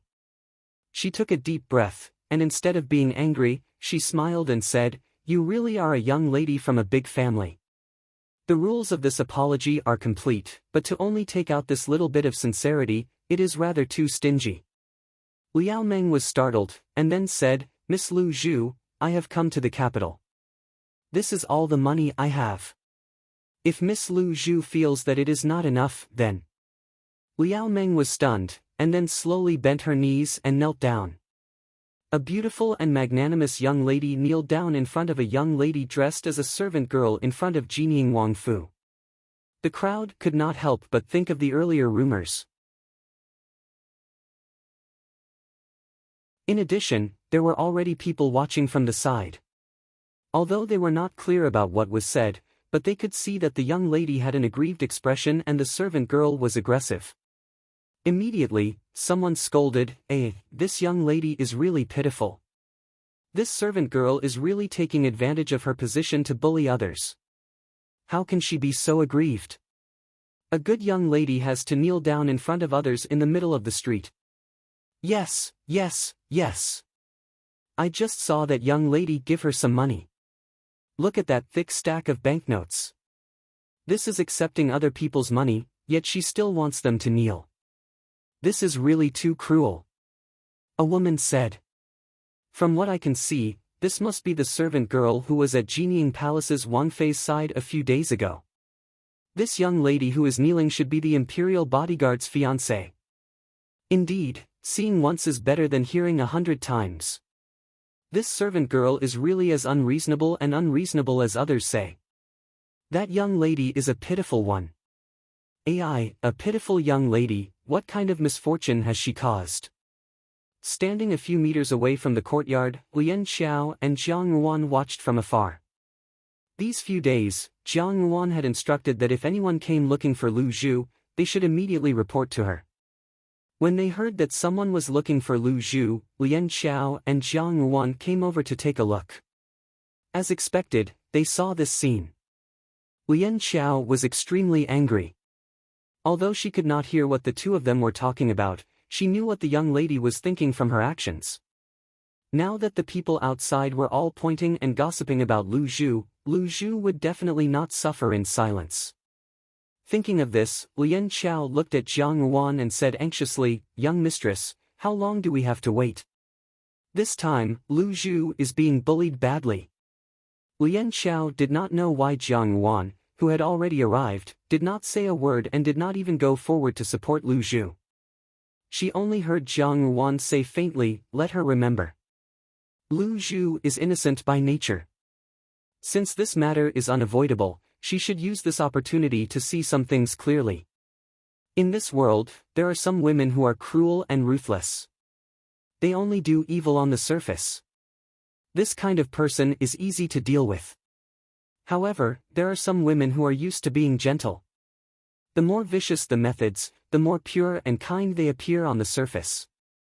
Lu Zhu will inevitably encounter a fight between women in the future. She has to experience it so that she will not be blinded by this kind of beautiful knife in the future." After hearing this, Lian Xiao did not say anything and stood silently at one side. This was the first time Lu Zhu encountered such a situation. In the past, she had always had Jiang Ruan by her side. This was the first time she encountered a person who was used to playing tricks like Liao Meng. The surrounding people looked at her as if they were looking at an evil person. Lu Zhu felt very wronged. If it was in the past, she would have swallowed this insult for the sake of the prince's residence. However, looking at Liao Meng's sincere and remorseful expression, she felt like she was the victim. The anger in her heart rose. Thinking about it again, if Jiang Ruan were to encounter such a situation, she would definitely not swallow this insult. Since the outside world said that she was a bully, she could not bear this bad reputation for nothing. Before the crowd could react, Lu Zhu quickly walked to the kneeling Liao Meng and raised her hand. Pa, pa, pa, 3 crisp sounds were heard. Immediately, clear fingerprints appeared on Liao Meng's face. Outside, the servants who had been instructed by Jiang Ruan not to go out saw Lu Zhu's violent means and were dumbstruck. Lian Xiao was also a little surprised. Lu Zhu's mouth was very sharp, but she had always been a person who used her mouth and not her hands.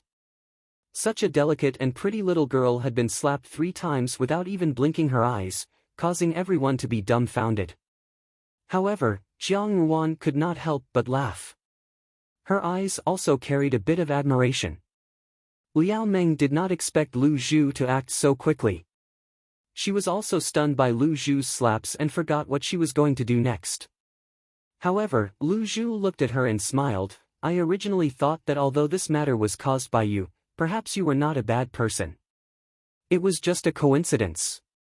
Now that I saw you kneel, I understand that I was wrong. How can there be such a rude and lowly person like you? It seems that I am not the only one who uses this method to bully others. You still boast that you are from a noble family. Bah, I am going to laugh my head off. The one I hit today is you. I will also seek justice for those young ladies who have been bullied by you all these years. Lu Zhu. Just as she finished speaking, she heard Jin Er's voice. He was also shocked by the scene in front of him. Almost without hesitation, he walked to Liao Meng's side and helped her up. He angrily said, "How can you randomly hurt people? Apologize. Apologize my ass." Dewdrop casually scolded, "Don't do things more than 3 times. I told you long ago, don't treat everyone as a fool. At that time, you slapped me once. Now that I have slapped her 3 times, it is not a loss." Lu Zhu really had the talent to be a playboy. Her words made Jin Er somewhat speechless. The disdainful expression on her face was even more surprising. It was as if she was a completely different person from her usual self. Liao Meng pushed away Jin Er's hand and smiled at Lu Zhu. Miss Lu Zhu's heart is full of resentment. No matter how you treat me, I deserve it. Even if it is a slap, I can bear it. What did I do to you? Lu Zhu originally turned around and was about to leave. When she heard this, she turned back and sneered, "Miss Liao, what are you saying? Did I force you to kneel? Did I force you to give me the money? This is what Miss Liao said yourself, that you want to apologize to me. It is Miss Liao's own actions. Could it be that Miss Liao's so-called apology is hypocritical and pretentious while calling people over to denounce me? This is the first time I have seen such an apology." "Enough!" Jin Er interrupted Lu Zhu's words. His expression was already very angry. He grabbed Lu Zhu's hand and said, "You have gone too far. If you have any resentment, you can vent it on me. Why take it out on an unrelated person? Apologize." He was determined to make Lu Zhu apologize. After all, Jin Er was a martial artist. He grabbed Lu Zhu's hand with a lot of strength. Lu Zhu was almost in tears because of the pain, but she stubbornly stared at him and did not speak. "It's so lively outside. I don't know when any random cat or dog can stir up trouble in front of my Jining palace." A voice with a smile came from the door. But for some reason, when the people outside heard it, it made their hearts tighten. This included Liao Meng. She raised her head and saw a beautiful woman dressed in red walking out from the entrance of the manor, followed by a group of servants. She still had a smile on her face, and her tone was very gentle, but when those clear eyes looked over, they were like sharp blades, making people feel cold. "Young mistress." When Lu Zhu saw Jiang Yuan, her eyes were somewhat red. Jiang Yuan had come out at this time to support her. Jin Er and Liao Meng had not yet spoken when Jiang Yuan looked at them and spoke first. "Jin Er, I don't know what relationship you have with this young lady, and what grievances you have. But just now, I did hear the surrounding people say that my servant took advantage of my power to bully others. But this young lady took the initiative to come here. I don't care what the reason is, but this young lady's conduct makes people say that my servant is saying something about me, and saying something about me is saying something about Jining Palace's face. Don't tell me you want to smear Wang Fu's face because of your own personal matters." These words were soft and gentle, but they were not refutable. It clearly meant, "That's right, what you want to protect is short." Jin Er lowered his head and said in a low voice, "Jin Er does not dare. I know you are someone who understands the rules. Without rules, nothing can be accomplished." Jiang Yuan smiled slightly. "Now, take this young lady who came out of nowhere and get lost." Liao Meng's hands trembled. She looked up at the woman. The woman's lips were still smiling, but the corners of her eyes revealed a dense coldness.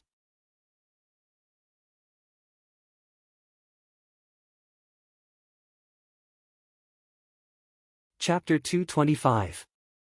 After Lu Zhu followed Jiang Yuan back to her room, she still stood at the side without moving. After a long time, Jiang Yuan raised her head, and Lu Zhu's eyes suddenly reddened. In a low voice, she said, "Nubi was wrong, please punish me, young Furen." "What's wrong?" Jiang Yuan looked at her and asked. Lian Xiao moved her lips but didn't say anything in the end. Lu Zhu said, "Nubi should not have quarreled with people at the entrance of the Wang Fu. For no reason, the Wang Fu has become the laughingstock of others." Jiang Yuan shook her head. "You're wrong, but that's not where you're wrong. Your mistake was that you were too polite to that woman from the beginning. I thought that after following me for so long, you would be able to see through people's hearts. I didn't expect you to still be too upright, but I can't blame you." Jiang Yuan lowered her eyelids. Since that person dared to cause a ruckus at the entrance of the Wang Fu, it can be assumed that he has nothing to fear. He most likely has a backup plan. Don't go out these few days. Leave this matter to me. These words made Lu Zhu want to cry again. The grievances she had suffered over the past few days had been hidden in the bottom of her heart, but Jiang Yuan's words seemed to have given her a pillar of support in an instant. Jiang Yuan had always been a very protective person. At that time, she could not tolerate anyone saying a bad word about Jiang Xing. Now, she was similarly protective of her. It was as if with Jiang Yuan around, the original sadness was no longer as bad. She paused for a moment before saying hesitantly, "This matter. Would it cause conflict between young madam and the embroidered uniform guards?" No matter how wrong Jean Eyre was, he was still a member of the embroidered uniform guard, just like how Lian Xiao stood by her side unconditionally. Jiang Yuan had humiliated Jean Eyre in front of everyone, so it was inevitable that the embroidered uniform guard would not think too much about it. It might even cause a misunderstanding between Xiao Xiao and Jiang Yuan. "Don't worry," Jiang Yuan smiled slightly, "there is absolutely no reason for a subordinate to be prejudiced against a master. If it were not for the sake of Jean Eyre's face today, I would have already sent people to beat them out." Dewdrop said nothing more. Outside the Fu, Jean Eyre helped Liao Meng into a carriage on the side. Zhou Mama was in the carriage, and Liao Meng didn't allow her to get out. Zhou Mama also didn't know what had happened outside. When she saw Jean Eyre, she was stunned at first, but then she saw the palm print on Liao Meng's face. She immediately jumped in fright and said in a fluster, "Io, my young lady, what happened to you? Who beat him up? Oh my God, this area is so swollen. Miss, why don't you let me follow you?" Jean Eyre was slightly ashamed and could only say, "It's all my fault. I didn't take good care of Miss Liao. This has nothing to do with you." Liao Meng interrupted him anxiously and said to Mrs. Zhou, "Mrs. Zhou, I'm fine. It was just a misunderstanding. Second young master, you should go to do your own things first. The affairs in the prince's mansion are complicated. It's not a solution for you to accompany me all the time. It's still early now. I think you have something important to do. I will go back with Mrs. Zhou." Jean Eyre thought for a moment, then said, "You're a weak girl, what if something happens on the road? Coming to the imperial residence today is already a risk, it's better for me to send you off." "You really don't have to," Liao Meng said with a smile, "besides, Miss Lu Zhu has misunderstood just now. If you send me like this, it will make the knot in their hearts deeper and deeper. It doesn't matter. The coachman knows the way. Mrs. Zhou and I won't make any mistakes in broad daylight. But second young master, if you make Princess unhappy, will it affect you in front of Prince Yu? Thinking about it, I feel that it's all my fault today. I always give you trouble." Her words were said in a gentle and tactful manner. It made others not know how to respond. Jean Eyre's expression changed. He said, "I said that this has nothing to do with you. You don't have to worry about it. Since that's the case, I will leave and come back to the residence to see you later. You and Mrs. Zhou must be careful on the road." Liao Meng nodded in agreement. She smiled and put down the curtain of the carriage. The crowd of onlookers had already dispersed. Jean Eyre then mounted the horse and galloped in the opposite direction. In the carriage, Mrs. Zhou caressed Liao Meng's face with heartache. "Miss, that Yahuan is too ruthless. This red mark will take a few days to disappear.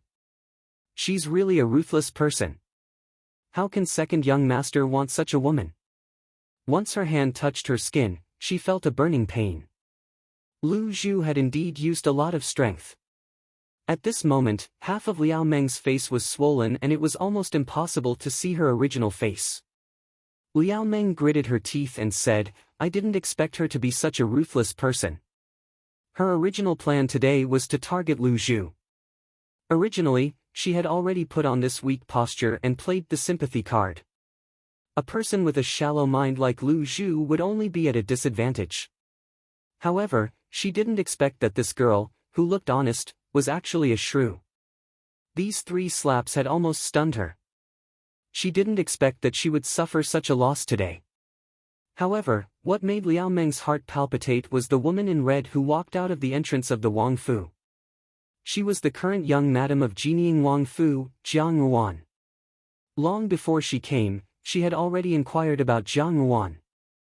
She knew that this woman was astute and powerful. She didn't want to see it with her own eyes today. Being looked at by that pair of eyes, she felt that the rumors said that Jiang Ruan was not even 1/10,000th of what she actually was. On the surface, that pair of eyes was smiling. However, the sharpness within was shocking. It was as if being looked at by those eyes, everything in one's heart could not be hidden. Moreover, Jiang Ruan's protectiveness towards Lu Zhu was almost naked. Zhou Mama was still nagging with heartache. She asked, "Miss, why don't we go to the pharmacy now to get some medicine? The wound on the face needs to disappear sooner. That girl's heart is too black. How can she specifically choose to hit someone's face?" "There's no need, Zhou Mama." Liao Meng came back to her senses and said, "I'm not feeling well. Let's go back to the residence and lie down for a while." There was no such thing as such an easy thing to do in this world. Since Lu Zhu had already slapped her 3 times, these 3 slaps would sooner or later be returned to Lu Zhu. So what if Jiang Ruan was protective? What she wanted was for her to be protective. It would be strange if she didn't. The more she was protective, the more interesting it would be in the future. Liao Meng slowly caressed her red and swollen cheeks. The corners of her mouth hooked up in an imperceptible smile. Jiang Ruan had humiliated Jean Eyre in front of the countless commoners at the entrance of Jinying Wang Fu. In less than the time it took to burn a stick of incense, this matter had spread throughout the entire Jinying Wang Fu. In other words, it had spread through the mouths of everyone in the capital city, who took delight in talking about it. The servants in Jinying Wang Fu kept quiet out of fear day by day. Ever since Jiang Ruan had entered the Fu and become a Wangfei, she rarely put on the airs of Duan Wangfei. Although her temperament couldn't be considered lively, she had always treated the servants gently. Occasionally, when the servants made a mistake, she didn't pursue it. She was a magnanimous mistress, and everyone liked her very much. This was the first time that she had so clearly expressed her displeasure towards the brocade guards. She had even used the airs of a Wangfei to suppress the other party. If it was because of her personal matters, then it would have been fine. However, it had to be because of a family matter. Both the palm and the back of the hand were flesh. Although everyone felt that Jean Eyre had indeed acted improperly, the brocade guards never cared about family matters and emotional matters. There was absolutely no reason for them to interfere in this matter.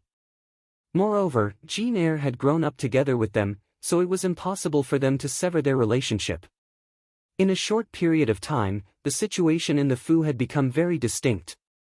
The people that Jiang Ruan brought along and the brocade guards ignored each other. Yi Feng, on the other hand, went to look for Lian Xiao a few times. However, Lian Xiao now found the brocade guards to be an eyesore. Therefore, when she saw him, she didn't have a good expression. Not only did the relationship between the servants become subtle, but the relationship between Xiao Xiao and Jiang Yuan also became somewhat subtle. Xiao Xiao was already very busy today, so the two of them didn't have much time to meet. Moreover, such a vexing matter had occurred in the Fu. In any case, Jin Er was still Xiao Xiao's subordinate. Xiao Xiao did not punish Jin Er for his family matters. However, Jiang Yuan was a person who couldn't tolerate sand in her eyes. Based on her temperament, it was impossible for her to quarrel with Xiao Xiao. Therefore, her attitude had imperceptibly become somewhat cold. Xiao Xiao didn't seem to notice this. Women were always more sensitive. Unknowingly, some estrangement and alienation had arisen. On this day, Lu Zhu was teaching a few new servant girls who had just entered the courtyard to sweep some things to pay attention to. Suddenly, she heard the young servant girls' cries of alarm. Before she could understand what was going on, she saw a black shadow striding over. When it arrived in front of her, she felt a sharp pain in her wrist. Someone was gripping her wrist so tightly that it hurt. She raised her head and a familiar face entered her eyes. It was Jin Er. However, this Jin Er's face was not like the usual frivolous grin that always hung on his face. He was also not as silent and speechless as before. At this moment, the expression on his face was somewhat angry and somewhat disappointed. Before Lu Zhu could open her mouth, Jin Er spoke first. "Why did you do that?" This question was asked without rhyme or reason, causing Lu Zhu to be somewhat at a loss for a moment. However, when Jin Er put on an attitude of denouncing her, her anger soared. She immediately roared back, "Not to be outdone, what do you mean by what? Why did you act like a mad dog and randomly bite people in broad daylight?" Jin Er grabbed her hand and refused to let go. He gritted his teeth and said, "This matter started because of me. I have wronged you. However, how could you be so vicious as to let someone do that to Liao Meng? Let go of me."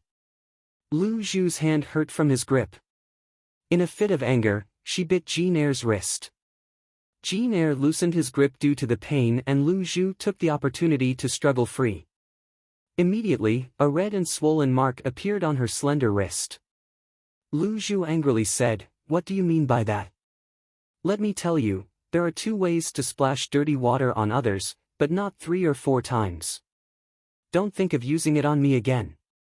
After Lu Zhu was beaten, no matter how she felt when she saw Jin Er again, at least on the surface, she was calm. She scolded when she needed to scold, hit when she needed to hit, and did not remember the slightest bit of affection from the past. Speaking like a stranger, Jin Er was slightly startled.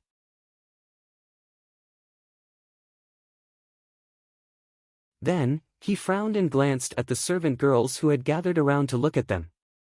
Ignoring Lu Zhu's objections, he pulled Lu Zhu's hand and walked to the side of the fake mountain in the garden of the Fu.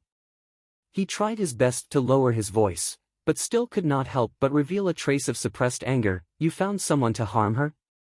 Lu Zhu's heart was very sour when she saw him act like this just for Liao Meng. When she heard his words, she did not get angry but instead laughed. "Jin Er, touch your conscience and ask, you and I have not known each other for a day and night. Don't you know what kind of person I am? Setting people up in the gutter has never been something that I, Lu Zhu, would do. But that fiancé of yours." She sneered, "A thief calling out a thief."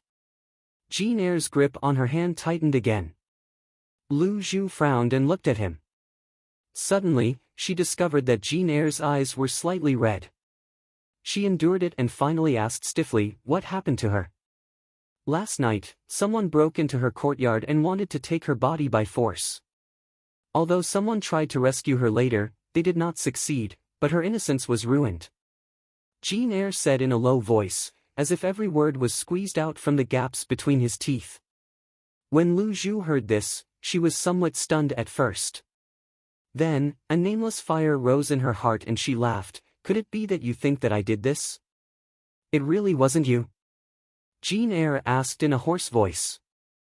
Lu Zhu abruptly raised her head to look at him. Her gaze was as fierce as a lion's. She stared into Jin Er's eyes and said word by word, "It wasn't me." Jin Er let go of her hand. He seemed to be a little tired. Lu Zhu turned around and left. After taking 2 steps, she turned around and looked back. She saw that Jane Eyre was still standing motionless at the fake mountain. She walked over and stood in front of Jane Eyre, asking, "Why do you think that I did it?" The masked man who was caught, Jane Eyre sighed, but his expression did not appear relaxed. Instead, it appeared very complicated. He continued, "The person who admitted to giving him the money came from Jinying Wangfu." The news that Liao Meng's innocence was almost sullied in the middle of the night had spread throughout the entire capital the next day. By now, Jane Eyre, Liao Meng and Lu Zhu's matter had become the hottest topic in the entire capital. This matter would cause some disturbance every few days, but it caused the common people in the capital to have endless topics to talk about every day. Although those masked men did not succeed in the end, such a thing happened and it was spread all over the city. Liao Meng's reputation could be considered finished in this lifetime. However, there were more people who sympathized with her. Most of them secretly guessed who the person behind this was. There were also some people who felt that this matter was related to the servant girl in the Wang Fu. No matter how the outside world guessed, the one who suffered was still Liao Meng. However, Liao Meng's result was better than other girls who encountered this kind of thing. That was that Jane Eyre was still a man who had feelings for her. He did not despise her or cancel the engagement because of this matter. In this way, in the eyes of the common people in the capital, these two people were a match made in heaven. After all, not everyone could be a couple who could go through hardships. In the courtyard, Zhou Mama picked up the bowl of medicine and fed it to Liao Meng. The medicine was also bitter, but Liao Meng drank it without frowning. Zhou Mama looked very haggard recently. She was the one who blamed herself the most for what happened to Liao Meng. She only blamed herself for not protecting Liao Meng well and letting outsiders take advantage of the loophole. Every day, she went to the yamen to urge them to catch the mastermind. After Zhou Mama fed Liao Meng the medicine, she went out. After Zhou Mama left, Liao Meng got out of bed. In the past few days, she was frightened and bedridden. She always looked a little panicked. But if someone saw her at this moment, they would be shocked. Liao Meng looked calm and even had a little smile on her face. She went to the dressing table and sat down. She took out a small box from the side. There was a small folded letter in the box. She slowly opened the letter and read it quickly. Then she tore it into pieces and threw it into the wastepaper basket she used to practice calligraphy. Then she slowly sat back on the bed and looked out of the window in a trance. Things had gone much smoother than she had imagined. There was no lack of people in this world who would protect their own. To set up a trap according to a person's temperament, it was nothing more than to grab hold of the weakest part of a person's heart. As long as one was human, there would always be a weakness. And the colder one's appearance was, the more intolerant one's heart was, and the higher one's emotional requirements were. As a result, the door to Jining Wang's Fu was opened. Of course, in this way, to her, it was just a case of everyone looking out for themselves. It was all for her own benefit. Liao Meng's guess was right. Jane Eyre's matter did not only affect Lu Zhu. For example, at this moment, she looked at Xiao Xiao and said angrily, "You suspect me?" Xiao Xiao was silent for a moment and did not speak. That day, Jane Eyre had impulsively come over to denounce her, causing Jiang Yuan to finally be unable to restrain the anger in her heart. Originally, it was fine if she had made Lu Zhu sad, but now, this dirty water had been splashed onto her. Jiang Yuan had originally been very disdainful of that Miss Liao, so when she heard this, she was really angry. At that time, she wanted to expel Jane Eyre from the brocade guard. However, Xiao Xiao stopped her. Jane Eyre had followed Xiao Xiao for many years. To Xiao Xiao, his position was similar to that of Bai Ji and Lu Zhu to Jiang Yuan.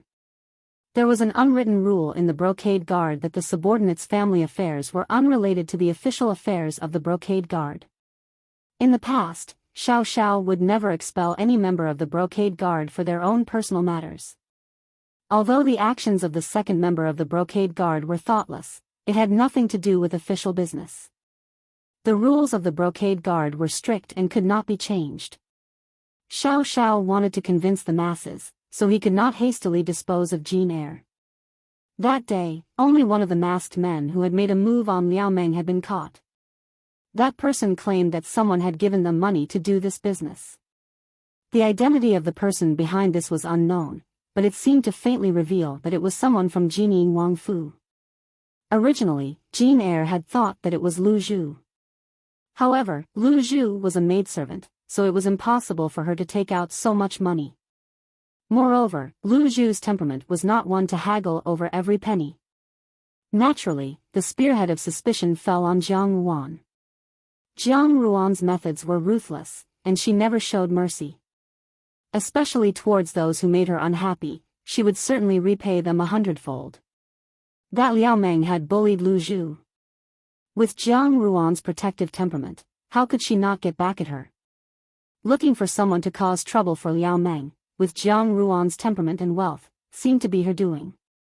Jiang Ruan wanted to expel Jin Eyre, but Xiao Xiao did not comply. He even said that Jiang Ruan should not interfere in this matter. Jiang Ruan was flustered, so she spoke without thinking, "Are you suspecting me?" "I did not mean that." Xiao Xiao said, "It's just that this matter is his family's business, so there is no reason to interfere. Your subordinate is a person, but is my maidservant not a person?" Jiang Ruan said incredulously, "Xiao Xiao, I have also told you, this matter was not done by me, and it has nothing to do with me. I do not admit to this crime. You want to protect your shortcomings, and I also want to protect mine. Since we each have our own ideas, then there is no need to say anything." She heavily placed the book on the table, turned around, and walked out.